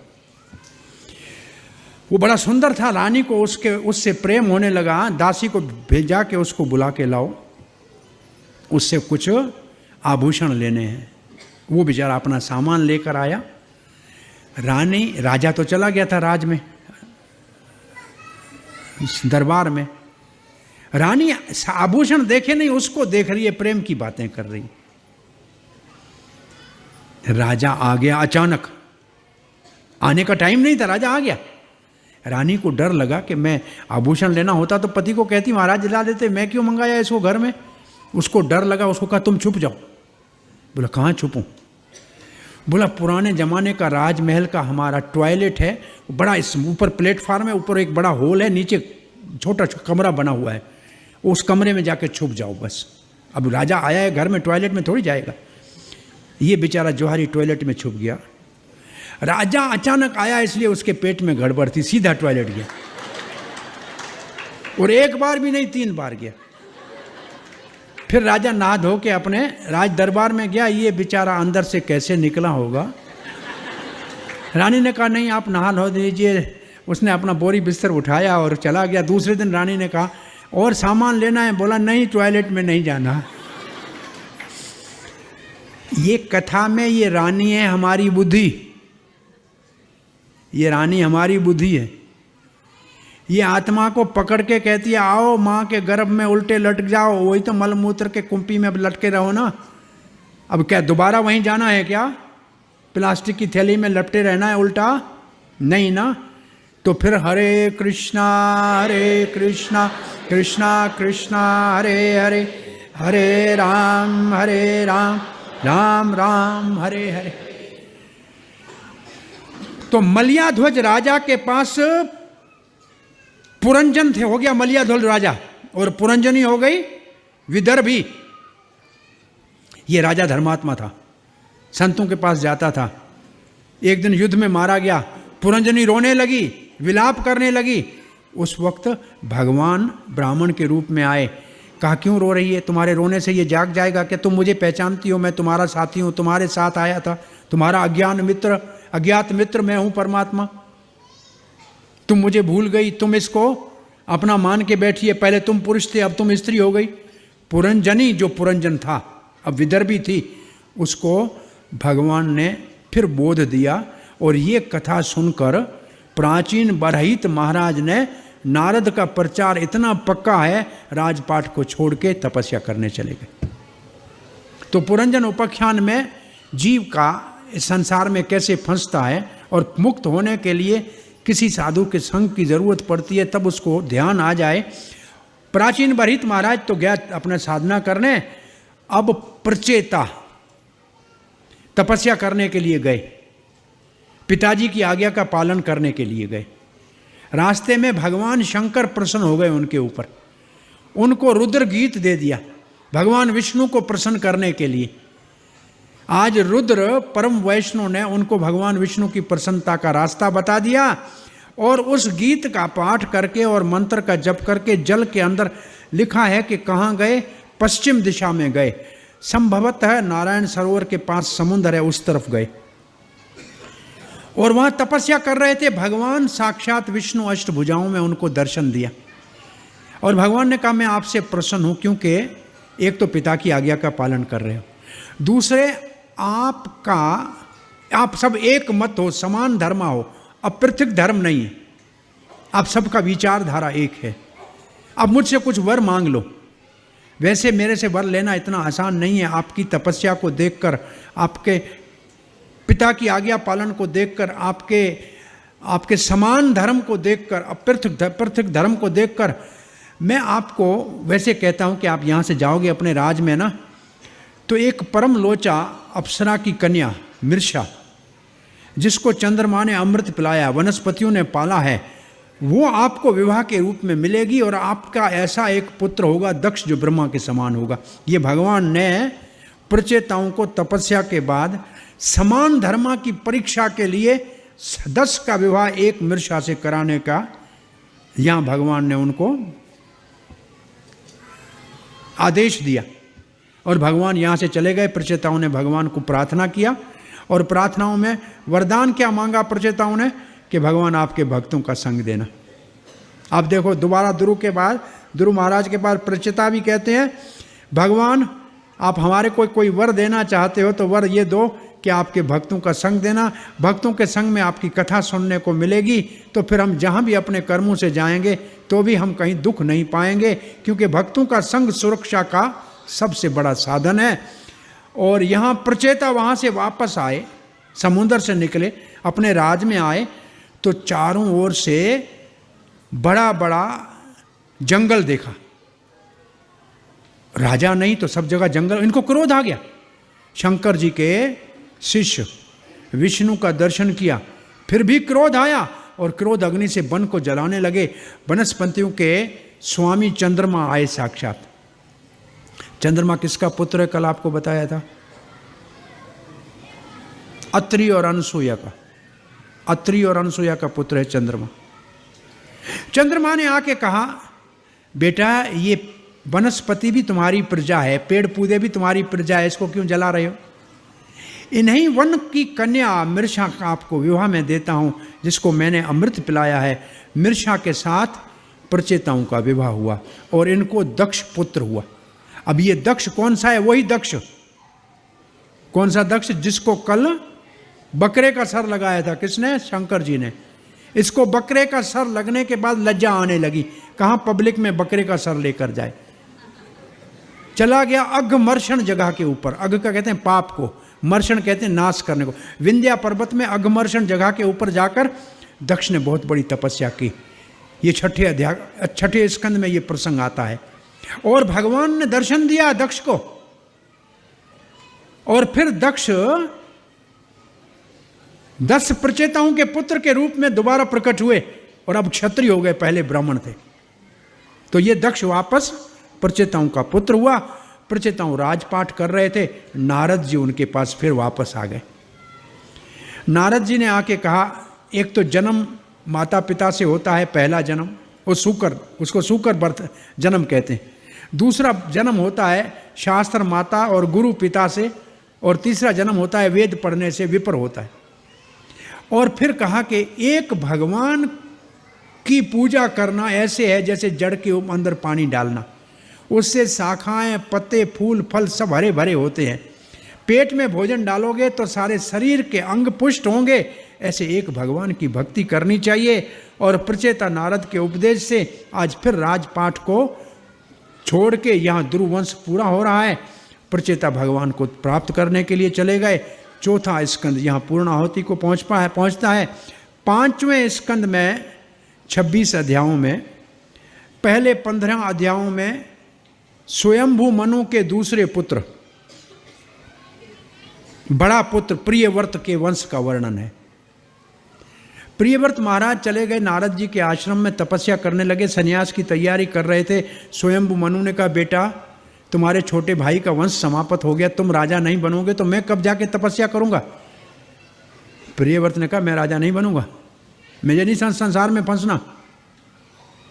स्वयंभू मनु ने ब्रह्मा जी को कहा, ब्रह्मा जी हंस के ऊपर चढ़ के आए। ब्रह्मा जी ने कहा बेटा देखो मैं ब्रह्मा हूं या शंकर जी हैं या सारे देवता हैं या ये आपका पिताजी है, सब भगवान की आज्ञा से चलते हैं।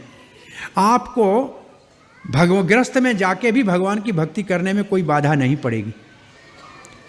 तो प्रियव्रत ने कहा कि वेदों का आचार्य ब्रह्मा और स्मृति का आचार्य मनु दोनों के आदेश का पालन नहीं करना, वेद और स्मृति का उल्लंघन हो जाएगा। नारद जी भी वहाँ बैठे हुए थे और नारद जी का पिता ब्रह्मा जी वहाँ बैठा था। नारद जी को प्रणाम किया। प्रियव्रत ने नारद जी के आशीर्वाद लिया और प्रियव्रत इस धरती का राजा बना। प्रियव्रत का विवाह हुआ, राजा बने। और प्रियव्रत ने देखा कि रात हो जाती है, अंधेरा होता है, अपने रथ के ऊपर चढ़ के और रथ के प्रकाश से रात को दिन में बदल दिया, काल के ऊपर विजय प्राप्त की। और उसके रथ के पहियों से 7 समुद्र बने, 7 द्वीप बने और अपने पुत्रों को 7 द्वीपों के राजा बनाए। 7 द्वीपों में एक द्वीप है जिसमें हम रहते हैं, उसका नाम है जम्बू द्वीप।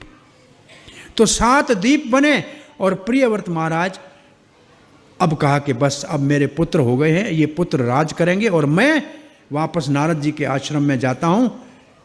देश के ऊपर विजय प्राप्त काल के ऊपर विजय प्राप्त, क्योंकि नारद जी का शिष्य था और नारद जी की शिक्षा लेके आया था और दो अथॉरिटी ऊपर से आदेश दे रही थी और बड़ी बुद्धिमानी से प्रियव्रत ने दोनों को प्रसन्न किया। एक तो पिताजी, एक तो ब्रह्मा जी और पिताजी, एक तरफ गुरु जी नारद, दोनों के आदेश के बीच में कितनी बुद्धिमानी से प्रियव्रत के बाद उसका पुत्र अग्निधर महाराज राजा बने। इसके अंदर थोड़ा सा भोग विलास था। ब्रह्मा जी ने इसके लिए पूर्वचिती अप्सरा को भेज दिया और उस अप्सरा के साथ इसने विवाह कर दिया। फिर वो अप्सराओं के लोक में चला गया, लेकिन इसका पुत्र आगे हुआ नाभि। महाराज नाभि के कोई संतान नहीं था। यह प्रियव्रत की तपस्या का फल था नाभि, और नाभि ने यज्ञ कराया। यज्ञ में भगवान प्रकट हुए। ब्राह्मणों ने कहा हमारा यजमान आप जैसा पुत्र चाहता है, आप हमारा यजमान आप जैसा पुत्र चाहता है। भगवान कहता है मेरे जैसा तो कोई और होता नहीं है। आप ब्राह्मणों ने यज्ञ किया है, आपका यजमान पुत्र चाहता है, तो हम ही पुत्र के रूप में आएंगे। नाभि के घर में भगवान ऋषभ देव का प्रकट हुआ। तो 5वें स्कंद में ऋषभ देव अवतार का वर्णन है। ऋषभ कहते हैं जो अपने प्रकाश से ही प्रकाशित हो, और ऋषभ कहते हैं श्रेष्ठ को। तो ऋषभ देव भगवान का अवतार के रूप में नाभि के घर में जन्म लिए। बहुत बड़े शक्तिशाली ये भगवान के अवतार हैं। नाभि महाराज समय आने के ऊपर महाराज ऋषभ देव को राजपाट दिया, गुरुजनों के पास शिक्षा के लिए भेजा, और सिद्धियां सारी ऋषभ देव के सामने आके खड़ी हो गई। सिद्धियों को ऋषभ देव ने स्वीकार नहीं किया।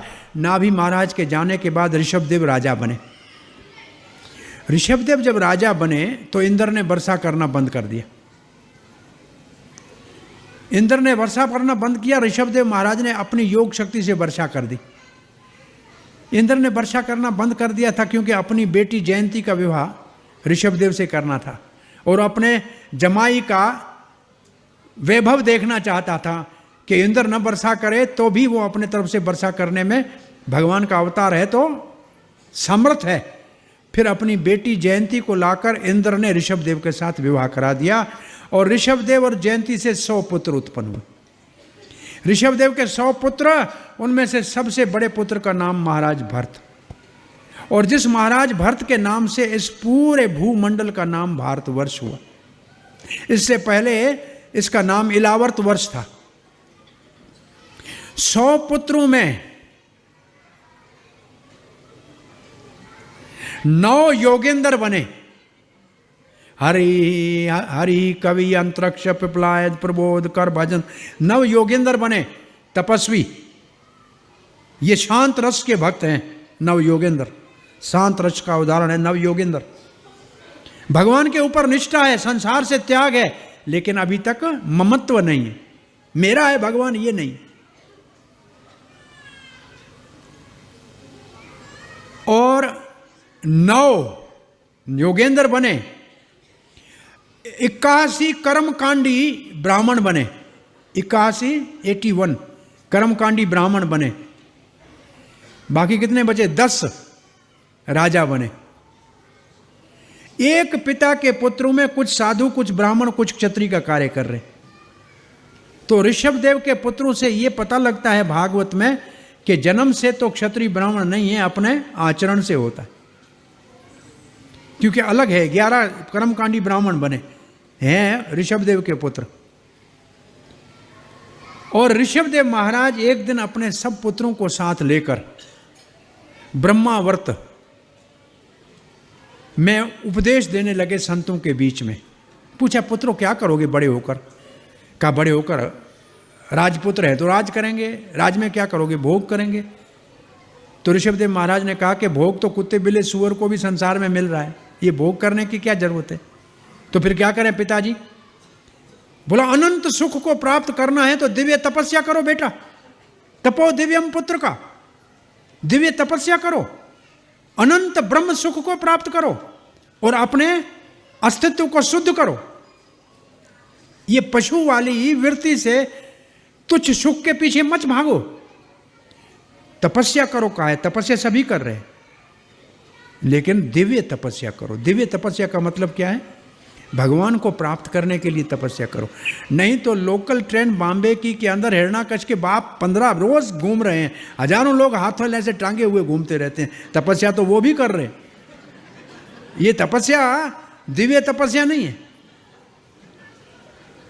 ऋषभदेव की शिक्षा अपने पुत्रों को महाराज भरत को लक्षित करके भारतवर्ष के लिए शिक्षा है। भारतवर्ष का आराध्य देव नर नारायण है, तपस्या कर रहा है। भारतवर्ष तपोभूमि है, यहां तपस्या करके अनंत ब्रह्म सुख को प्राप्त करना चाहिए। तुच्छ पशु वाली जूनी वाला सुख तो संसार में कीट पतंग को भी है, शुकर कुकर को भी है, उसके लिए मानव जीवन को व्यर्थ में नहीं गंवाना चाहिए। ऋषभदेव महाराज ने सावधान करते हुए कहा कि उसको पिता बन के पुत्र उत्पन्न करने का अधिकार नहीं है जो पुत्र को भगवान की भक्ति में न लगा सके, न पति होने का अधिकार है, पत्नी को धर्म के रास्ते के ऊपर चला के भगवत धाम ले जाने का सामर्थ्य नहीं है तो विवाह न करे, और राजा भी न बने अगर प्रजा को धर्म के रास्ते पे नहीं चला सकता है, और गुरु बनने के लिए तो शिष्य को अगर भगवत धाम ले जाने का सामर्थ्य नहीं है तो न बने। और फिर महाराज ऋषभदेव ने महाराज भरत को राज दिया और अन्य पुत्रों को अन्य स्थानों में राज दिया, और स्वयं तपस्या करने के लिए चले गए जंगल में, और अजगर वृत्ति से रहने लगे। और अजगर वृत्ति से रह रहे थे, जो मिले वो खाएं, मलमूत्र त्यागें तो 10 कोस के अंदर सुगंध हो जाए। और फिर वो दक्षिण भारत के तरफ कहीं एक जगह वन में आग लगी, मुख में पत्थर रखा और वहाँ शरीर छोड़ दिया। और ऋषभदेव महाराज वहाँ के राजा अरहण थे, अरहण नाम के राजा थे, उन्होंने ऋषभदेव के इस तपस्या के अवधूत तपस्या को देखा और जैन धर्म को शुरू किया। तो यहाँ से जैन धर्म ऋषभदेव से शुरू होता है। अब महाराज भरत राजा बने, बड़े शक्तिशाली महाराज भरत बने। इतने बड़े महान राजा थे कि उनके नाम से पूरे धरती का नाम भारतवर्ष हो गया। भारतवर्ष इतना छोटा नहीं है जितना आज हमारे पास मानचित्र है, मैप है। और जो 100 साल पहले भारत का मैप ये तो नहीं था। और कृष्णकालीन भारत, पांडवों में समय में भारत कहाँ तक था? कौरवों की सेना में मामा शल्य इराक से आया था, उसकी सेना इराक से आई थी। ये पूरा मिडिल ईस्ट इराक मामा का सेना वहाँ से आई थी, एक अक्षोणी। और भगदत्त महाराज चाइना से आए थे एक अक्षोणी सेना लेकर। और ये पूरा ब्रह्मांड, और रामचंद्र के समय में भारत की सीमाएं कहाँ तक थी, ये पूरा धरती का नाम भारतवर्ष था। लेकिन आस्ते आस्ते ये छोटा बनता जा रहा है। भारतवर्ष में भारत खंड है, तो ये छोटा सा खंड भारतवर्ष का भाग है। सो महाराज भारत बहुत बड़ा राज करने के बाद राजपाट का त्याग किया। त्याग करके पुलह ऋषि के आश्रम में, अब नेपाल जहाँ है, गंडकी नदी जहाँ से सालंग्राम मिलते हैं, वहाँ स्नान करके तपस्या करने लगे, भगवान का भजन करने लगे। भाव के स्तर के ऊपर पहुँचे थे भक्ति में। एक दिन एक मृग को, एक हिरण को, गर्भवती को देखा जो नदी में पानी पी रही थी। पीछे से शेर ने धाड़ा। भयभीत हिरण ने जंप लगाया, दूसरे तरफ शेर से तो बच गई, अपना प्राण निकल गया, गर्भ हो गया और छोटे बच्चे को जन्म दिया जो जीवित था। ऋषभदेव से महाराज भरत को, ऋषभदेव के पुत्र को उसके ऊपर दया आ गई और उस हिरण के बच्चे को घर में लाए। का इसका कौन पालन पोषण करेगा? माँ मर गई इसकी। देखो, दया सतोवृत्त की वृत्ति है, सतोगुण की वृत्ति है दया करना, लेकिन आसक्ति रजोगुण है। हिरण में आसक्ति हो गई। अब हिरण को खिलाएं पिलाएं और उसको हिरण उसको चाटे। अब पूजा पाठ का टाइम कम होने लगा। एक दिन हिरण कहीं चला गया। भाई हिरण आदमी के साथ कितने दिन रहेगा? वो तो पशु है, पशुओं के साथ ही रहेगा। हिरण चला गया हिरणों के साथ कहीं। महाराज हिरण को ढूंढते हुए गए और पहाड़ के किसी चोटी से किसी खाई में गिरे और मरते समय ध्यान था हिरण का। दूसरे जन्म में महाराज भरत हिरण के शरीर में चले गए। यहां सिद्धांत यह स्थापित होता है कि दूसरा जन्म होता है। दूसरा सिद्धांत यह स्थापित होता है कि भक्ति में भाव भक्ति तक जाए तो भी कुछ दोष रह जाता है। और तीसरा सिद्धांत यह होता है कि भक्ति कभी नष्ट नहीं होती। हिरण के शरीर में भी महाराज भरत को अपनी भक्ति भूली नहीं। वो वापस पुलह आश्रम में आए, उधर ही गंडकी के नदी के किनारे पे अपने दिन गिनने लगे कि कब हमको शरीर छूटे।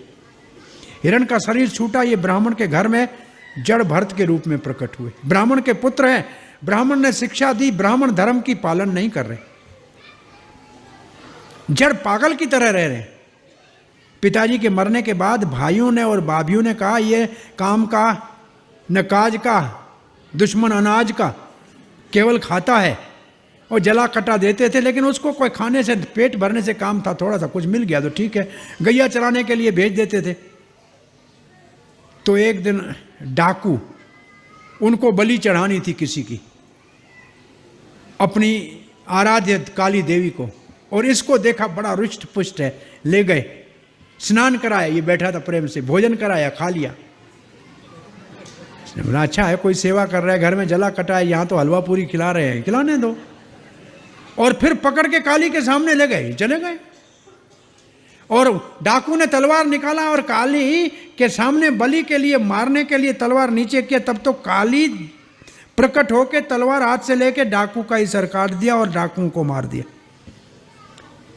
अरे भगवान का भक्त है तो देवता भी उसकी रक्षा करते हैं, अपने भक्त को मार दिया और भगवान के भक्त की रक्षा कर दी। यहां से जड़ भरत वापस लौट के आ गए। एक दिन जड़ भरत कहीं जंगल में बैठे हुए थे, सिंध सुवेर देश, सुवेर का मतलब सौराष्ट्र, सिंधु और सौराष्ट्र के महाराज राहुगण पालकी में जा रहे थे गंगा सागर साधुओं का संग करने के लिए। पालकी उठाने वाला एक कहार बीमार हो गया, तो यही नजर आया कि इससे पालकी उठाते ही अच्छा है, तकड़ा मोटा है, इसको पकड़ के लाए।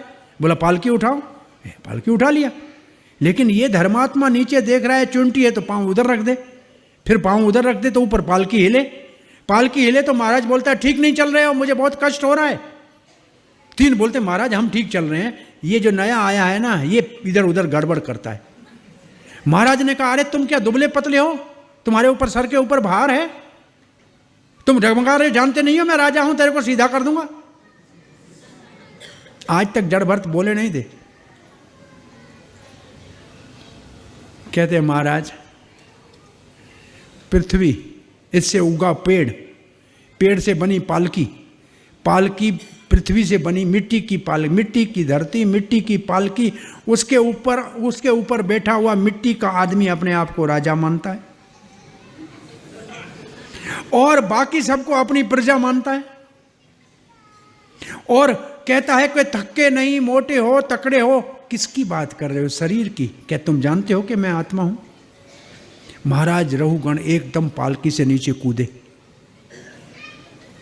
ओ महाराज अकेला पालकी में नहीं हुए, रानियां होंगी, मंत्री होंगे, राजा जा रहा था तो सबके सामने उतर के ब्राह्मण के ओ जड़ भरत के चरणों में गिर गए। का महाराज ब्राह्मण के अपराध का, मैं यमराज के दंड से नहीं डरता हूं, लेकिन ब्राह्मण के अपराध से डरता हूं, मुझसे अपमान हो गया। आप इतनी बड़ी दिव्य ज्ञान की बात कर रहे हो, आत्म तत्व की बात कर रहे हो, जरा बताइए तो। चूल्हे के ऊपर बर्तन रखते हैं तो पहले बर्तन गर्म होता है, फिर पानी गर्म होता है, फिर चावल गर्म होता है, तो आपके कंधे के ऊपर पालकी है तो दर्द तो होगा ना। तो कहा ये तो आप ठीक कह रहे हैं, लेकिन ये शरीर, कंधा शरीर का है, मैं आत्मा हूं। अगर आत्म साक्षात्कार का व्यक्ति किया हुआ है तो उसको शरीर का कुछ पता नहीं लगता है। अब महाराज ने कहा मैं जा रहा था गंगा सागर में साधुओं को संग करने लिए, तो साक्षात गुरु यहां मिल गए हैं। अब जड़ भरत और किसी से बात नहीं कहते, कुछ महात्माओं को कहना था कि ये महाराज रहुगण, वो हिरण का बच्चा था जो राहुगण बन के आ गया, साधु के आश्रम में जो रहा था, अब उससे तो प्रेम था पहले से, तो आज का इसका उद्धार अब कर देना चाहिए। तो उसको फिर एक भवाटी की कथा बताइए। जंगल में आदमी कैसे जाके फंसता है। जंगल में आदमी कोई जाता है कि कहीं से मैं चंदन की लकड़ी लेकर आऊंगा और सस्ते दाम में लाऊंगा, बाजार में महंगे दाम में बेचूंगा, लेकिन जंगल में पशुओं के पगडंडियां बहुत होती है। पशु चलते हैं ना तो उनके पशुओं के मार्ग होता है, और एक पशु की पगडंडी में चला गया तो दूसरे तीसरे चौथे वो बाहर निकल ही नहीं पाता था, अंदर घूमता रहता है। राजमार्ग पे आ जाए तो बाहर निकल जाए। तो ऐसे संसार की भूल भलाइयों में हम जीव आ जाते हैं, और ऐसे पशुओं की पगडंडियों का मतलब है कई पंथ दुनिया में चल पड़े हैं। और सभी कहते हैं कि हम आपका सबका उद्धार करेंगे, लेकिन वो है पशु वाली पगडंडियाँ, कोई इधर जाती है कोई उधर जाती है। भगवान का तो पता ही नहीं है कि भगवान कौन है। वो संसार में पगडंडियों वाले ये छूट मूट के पंच कलयुग में जो है लोगों को भ्रमित करके घुमा रहे हैं उधर के उधर। बोला फिर राजमार्ग कैसे मिलेगा? तो ये बहुत प्रसिद्ध श्लोक है महाराज जड़ भरत का, महत रज पद अभिषेकम। जब तक साधु का संग और साधु की कृपा नहीं होगी, वो उंगली से पकड़ के आपको राजमार्ग के ऊपर नहीं छोड़ेगा, तब तक आप इस संसार सागर के भूल भलाइयों से निकल के बाहर नहीं आ सकते हो। और यहाँ जड़ भरत का उपदेश सुनकर महाराज रघुगण को यहाँ ये प्रसंग 15 अध्यायों में पूरा होता है। इसके बाद परीक्षित महाराज भूगोल और खगोल के विषय में पूछता है। 5 अध्यायों में भूगोल का वर्णन है, 5 में खगोल का वर्णन है, और फिर एक अध्याय बचता है उसमें नरकों का वर्णन है। तो भूगोल के वर्णों में द्वीपों का वर्णन है, और द्वीपों के अंदर विशेष रूप से जम्बू द्वीप का वर्णन है। और जम्बू द्वीप में हम रहते हैं। जम्बू द्वीप में 9 वर्ष हैं। 9 वर्षों में जो बीच में वर्ष है उसका नाम है इलावर्त वर्ष। उसमें पार्वती और शंकर जी रहते हैं, और कोई स्त्री नहीं रहती, और कोई पुरुष नहीं रहता। वहाँ पुरुष रह नहीं सकता है। एक बार पार्वती जी नहा रही थी, कुछ ऋषि आ गए, पार्वती को संकोच हुआ, और शंकर ने कहा कि कोई इस लोक में आएगा, पुरुष होगा तो स्त्री बन जाएगा, घोड़ा होगा तो घोड़ी हो जाएगी।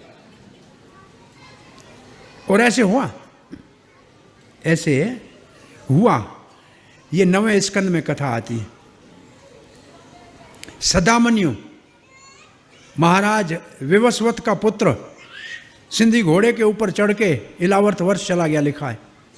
घोड़ा घोड़ी हो गया और सदामन्यु स्त्री हो गया। और जब ये लड़की हुआ, उस वक्त चंद्रमा का पुत्र बुध उस लड़की के साथ गंधर्व विवाह किया, और एक पुत्र हुआ, उसका नाम है पुररवा। और उस पुररवा से चंद्रवंश चालू होगा। लेकिन ये पुत्र जो लड़की हो गया, महाराज ने पूछा मेरा बेटा नहीं आया। वशिष्ठ जी ने कहा शंकर जी के आश्रम में चला गया था, शंकर जी के इलावर्त वर्ष में लड़की बन गया। बोला नहीं मेरा लड़का ला के दो। वशिष्ठ महाराज गए, लाए, बोला अब इसको लड़का बनाओ। वशिष्ठ ने पहला सेक्स चेंज का ऑपरेशन किया, इसको लड़का बनाया। लेकिन कहा 1 महीना लड़का 1 महीना लड़की। कामयाब इतना ही हुआ, इससे ज्यादा नहीं हुआ। ये सदामुनियों की कथा 9वें स्कंद में। ये बहुत दिव्य कथाएं, क्योंकि ये श्लोक की कथाएं नहीं है, इसलिए हमारी समझ में नहीं आएंगी, क्योंकि इस लोक की कथाएं नहीं है, और लोकों की कथाएं हैं जहाँ क्या हो सकता है वो हमको मालूम नहीं है। इसलिए भागवत की कथाएं कई लोकों की हैं, इसलिए वो बातें हमको सब समझ में आ जाएं ये जरूरी नहीं है। लेकिन सुखदेव महाराज कह रहा है तो सत्य है, इतना मान लेना चाहिए। इस 9 वर्षों को कहते हैं भौम स्वर्ग। भागवत में 3 स्वर्गों का वर्णन है। एक स्वर्ग लोक जहाँ इंद्र आदि देवता रहते हैं, हमारा पृथ्वी लोक, इसके ऊपर भूलोक, उसके ऊपर स्वर्ग लोक। दूसरा स्वर्ग है भौम स्वर्ग, ये भारतवर्ष को छोड़कर बाकी जो 8 वर्ष है इसको भौम स्वर्ग बोलते हैं। जो स्वर्ग लोक से नीचे वापस आते हैं सुख भोग के, वो इन लोकों में 10,000 साल जीते हैं। कोई बूढ़ा नहीं होता है, कोई बीमार नहीं होता है। इन लोकों में अस्पताल है ही नहीं। एक बच्चा होता है आखिरी साल में। तीसरा स्वर्ग है बिल्व स्वर्ग। बिल्व का मतलब बिल का मतलब धरती के नीचे। ये जो बलि महाराज का सूतल आदि लोक है ना, और नीचे के जो लोक हैं, इनमें स्वर्ग से भी ज्यादा वैभव है। जैसे पाताल लोक, पता नहीं वहां हमने तो कहीं नीचे नहीं गए, लेकिन अमेरिका पाताल लोक है, बड़ा वैभव है उधर, स्वर्ग से भी ज्यादा। वो भी पाताल की तरह नीचे ही है, तो उसको बिल्व स्वर्ग कहते हैं। इन सब वर्षों में भगवान विष्णु की पूजा होती है। 9 वर्षों में भगवान की। तो शंकर जी किसकी पूजा करते हैं? संकर्षण की, बलराम जी की। एक वर्ष है किम पुरुष वर्ष, वहां रामचंद्र की उपासना हनुमान जी करते हैं। एक वर्ष है हरि वर्ष, वहां नरसिंह देव की उपासना प्रहलाद महाराज करते हैं। ऐसे एक ही वर्ष इसमें दिखता है, बाकी वर्ष सूक्ष्म है। एक वर्ष दिखता है भारतवर्ष। इसका आराध्य देव नर नारायण है, जो बद्रिक आश्रम में रहते हैं, और उनकी सेवा नारद जी करते हैं। और भारतवर्ष कितना महान है कि देवता लोग कहते हैं न यत्र वैकुंठ कथा कथा सुधा अपगाह। जहां भगवान गोविंद की कथा की अमृतमयी गंगा नहीं बहती हो, न यत्र साधवो, जहां उस कथा में साधु न बैठते हो, न यत्र यज्ञ मक्खाह, जहां कहीं हरिनाम संकीर्तन यज्ञ नहीं होता हो, जन्माष्टमी रामनामी का उत्सव गौर पूर्णिमा नहीं मनाया जाता हो, सुरापि लोका न सेव्यते, स्वर्ग लोक में भी हमको नहीं चाहिए। देवता कहते हैं हमारे पुण्य होंगे इसलिए हमारे को देवता बनाया गया, तो पुण्य तो खत्म हुआ होगा, कुछ अगर बचा है तो हमको मानव बनाओ और धरती के ऊपर भारतवर्ष में बनाओ, क्योंकि यहाँ हरि भक्त मिलते हैं, हरि कथा मिलती है और हरि का कीर्तन मिलता है। हरि कीर्तन, हरि कथा और हरि भक्त मिलते हैं भारतवर्ष से। ये स्वर्ग में भी इतना सुख है कि भगवान याद नहीं आता, नरक में इतना दुख है कि भगवान याद नहीं आता। ये पृथ्वी के ऊपर दुख सुख के बीच में भक्तों के संग से भगवान याद आ जाता है। इसलिए ये बहुत महत्वपूर्ण भारतवर्ष है। भाग्य से जन्म मिला है, बहुत भाग्य से मिला है। सुर दुर्लभ सब ग्रंथन गावा, देवताओं के लिए भी दुर्लभ है। और फिर गंगा के अवतरण की कथा है कि गंगा कैसे धरती पे आई, लेकिन ये 9वें स्कंद में इस कथा को आगे करेंगे। अब इस कथा को यहाँ विराम देते हैं। नरकों का वर्णन इसके बाद है, सप्तऋषियों का वर्णन है, तारा मंडल का वर्णन है, और ये दिन रात कैसे होते हैं, ये संवत्सर कैसे चलता है, 12 महीने हैं, ये इन सब का वर्णन है, भूगोल खगोल का वर्णन है। ये तो कथा इतनी वैज्ञानिक है कि शंकर जी पार्वती को कथा सुना रहे थे, और ये 5वां स्कंद आया तब सो गए।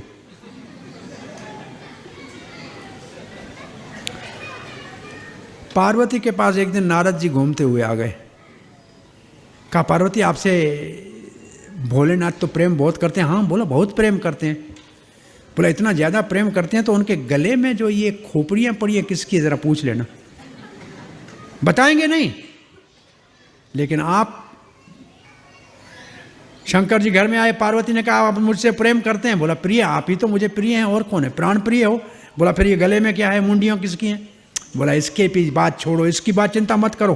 बोला आज तो इसका बताना पड़ेगा। बोला नारद मिला था, आज तक ऐसे कुछ पूछा नहीं है, क्या बात है। बोला कुछ भी हो मेरे को बताओ कौन है। तो कहा ये 51 खोपड़ियाँ तुम्हारी हैं, ये आखिरी ताज़ी सती वाली है, ये हर बार तुम मेरी पत्नी बनती हो। अब सब कहती है पार्वती अमर बना दो, चलो अमरनाथ में गए। शंकर जी ने तांडव नृत्य किया कि मैं कथा भागवत की करने जा रहा हूँ, यहाँ सुनने का कोई अधिकारी है नहीं, कोई हो ना हो। तो सभी जीव जंतु वहाँ से भाग गए। पार्वती को कहा तुम मैं कथा को हाँ करती रहना। 5वें स्कंद तक पार्वती पहुंची। जब भूगोल खगोल की कथा आई तो नींद आ गई। आपको नींद ना आ जाए इसलिए कथा मैं करूँगा नहीं। ये एक बार वैकुंठ के दरवाजे पे एक कथाकार गया और वैकुंठ के दरबार ने कहा अंदर नहीं जा सकते हो, बैठ जाओ। भला मैं कथा करता था, सत्संग करता था, मेरे को क्यों नहीं जा। बोला बैठ जाओ। थोड़ी देर में एक आदमी आया, बाल बिखरे हुए थे, और उसने कागज़ दिखाया और उसको वैकुंठ में जाने दिया। बोला ये क्या अन्याय है, कौन था, किस जाने दिया, इसको जाने दिया। बोला ये बस का ड्राइवर था। बस के ड्राइवर को वैकुंठ में जाने देते हो, कथा वाले को नहीं जाने देते हो। बोला आगे क्या लिखा है, इतना रफ ड्राइवर था, सारे पैसेंजर राम राम करते थे, एक भी नहीं सोता था। और महाराज आपकी कथा में आधे लोग सोते थे।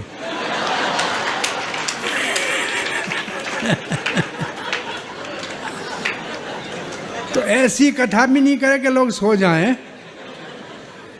वैसे कथा में सोने में भी कोई खराबी नहीं है। जहाज में कोई सो जाएगा तो उसको उठा के थोड़ी समुद्र में फेंका जाएगा। सोया हो तो भी कथा में रहे तो ठीक है। एक आदमी रोज आता था कथा में और सोया ही होता था। तो हमने पूछा भाई तुमको कथा में अच्छा क्या लगता है। बोला गर्मी का दिन है, कूलर चल रहा है। अच्छा पहला ये। दूसरा घर में पंखे में रात को नींद नहीं आती है, या ठंडी हवा में नींद आती है। और महाराज की कथा तो माँ की लोरी जैसी लगती है। और जब प्रसाद का समय होता है तो अपने आप उठा भी देते हैं।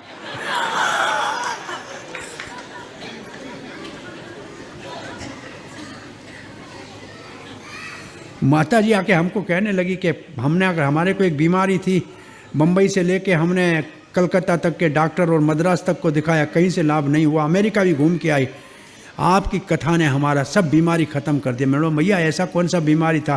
बोला नींद नहीं आती थी।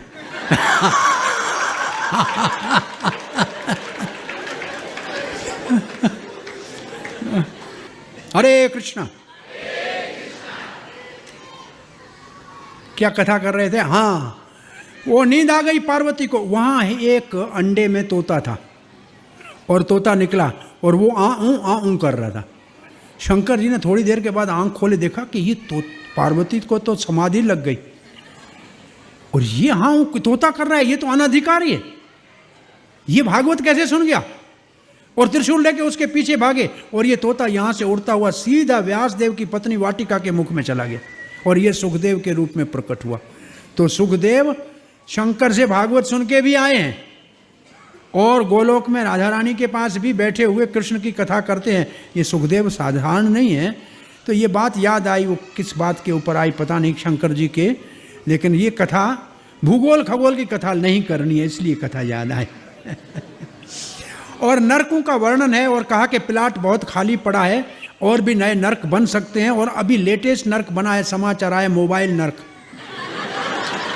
एक लेटेस्ट अब नर्क जो बना है, तो उसमें कहे कि जितना झूठ लोग कभी नहीं बोला उतना मोबाइल के ऊपर बोलते हैं।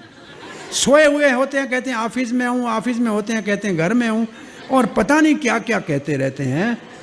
तो इसलिए नए अभी और भी कुछ वहाँ बना रहे हैं। और उन नरकों के अंदर कौन सा पाप करके कौन से नरक में जाएगा, क्या उधर यातना का शरीर मिलता है। यातना का शरीर मतलब ऐसे होता है जैसे आप वाटर पार्क में जाते हैं, आपको वाटर पार्क की ड्रेस देते हैं ना, तो वहाँ एक स्पेशल डंडे खाने की ड्रेस मिलती है। उसके ऊपर डंडे जरा लगते हैं ना, मज़ा आता है, आवाज़ भी अच्छा होता है। अब हम उन नरकों का वर्णन इसलिए नहीं करेंगे कि आप सब लोग भागवत कथा सुन रहे हैं, आपको तो नरक क्या यमराज के दूत का दर्शन भी नहीं होगा। आप इस बात से छुपे।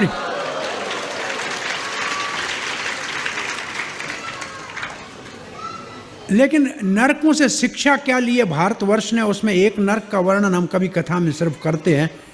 घर में कोई मेहमान आ जाए, अतिथि, और घर का मालिक टेढ़ी आंख से अगर उसको देखे कि ये मुसीबत कहाँ से आ गई, तो उसको एक नरक में डाल के चील उसकी आंख को निकाल के बाहर नोच के निकालते। ये कथा सुनी, भारतवर्ष में प्रभाव क्या पड़ा। हर आदमी घर बनाता है तो एक गेस्ट रूम बनाता है कि मेहमान का आदर करना चाहिए। अतिथि का आदर करने की शिक्षा केवल एक नरक के संकेत से हो गई। हर जगह मेहमान का आदर करना चाहिए, ये आ गया क्योंकि भय दिखाया गया कि वो नरक में इतना दंड मिलता है, तो उदारता से आए हुए मेहमान का सम्मान करना चाहिए।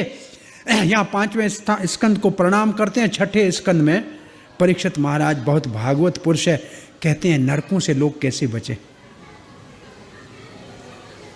5वें स्कंद में विशेष रूप से स्थिति लीला है, भूगोल खगोल स्थिति का वर्णन है।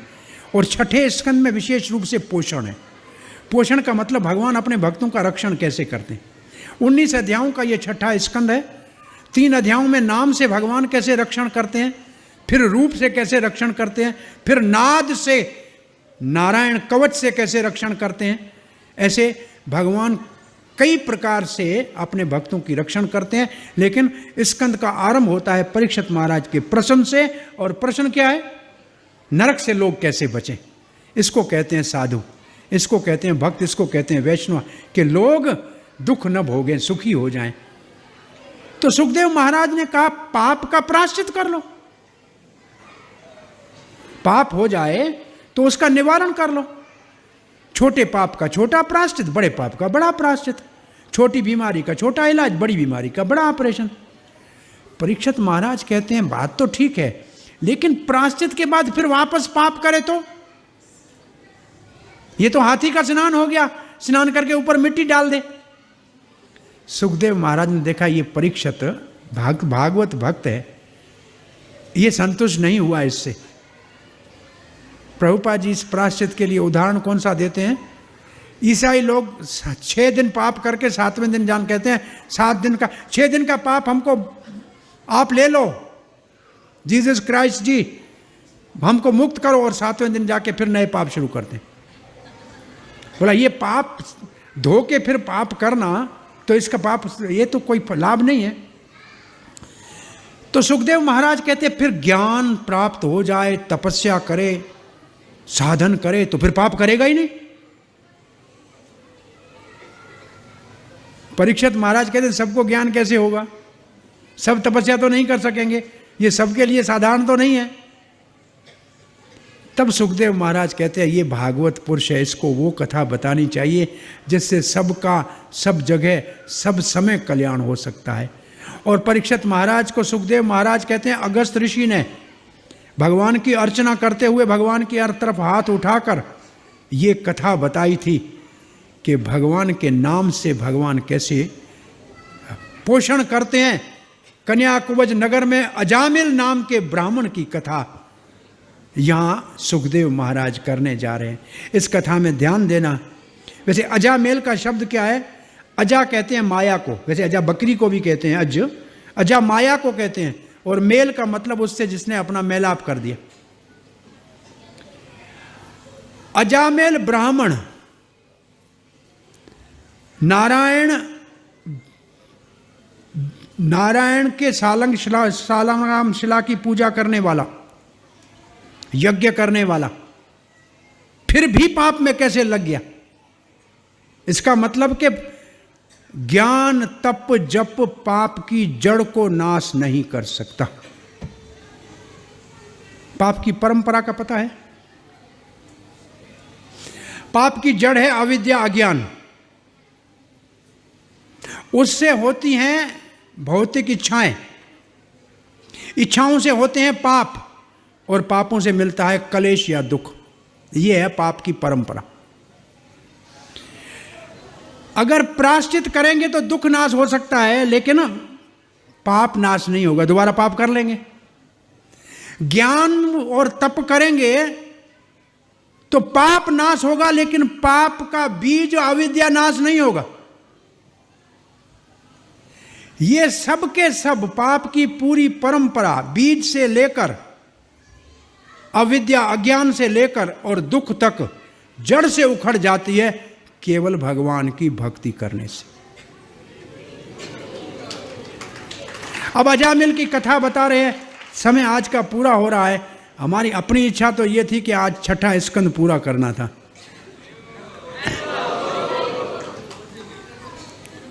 हरे कृष्णा। 8:05 हो गए। 3 अध्यायों में भगवान के नाम आभास से अजामिल का कैसे उद्धार हुआ। हमारे कृष्ण नाम जपते हैं, इसके 3 फल हैं।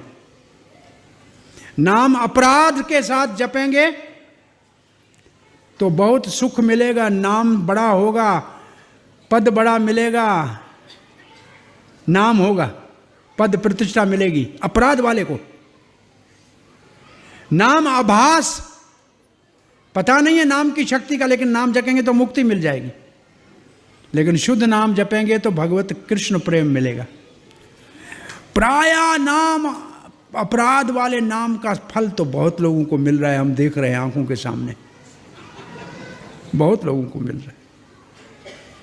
शुद्ध नाम जपना तो अजामिल को, तो अजामिल का उदाहरण है स्वल्पमस्य धर्मस्य त्रायते महतो भयात, भगवत गीता का श्लोक है। थोड़ा सा भी भागवत धर्म का आचरण करने से बड़े भय से बच जाएगा। अजामिल यमदूतों के पास से बच गया, केवल अपने बच्चे के नाम नारायण रखा था इसलिए। अब इस कथा को करें, कथा करने में तो रस लेना चाहिए। समय कल ये कथा को आगे यहाँ से बढ़ाएंगे, इस कथा को यह विराम देते हैं। हरे कृष्णा हरे राम राम राम हरे हरे।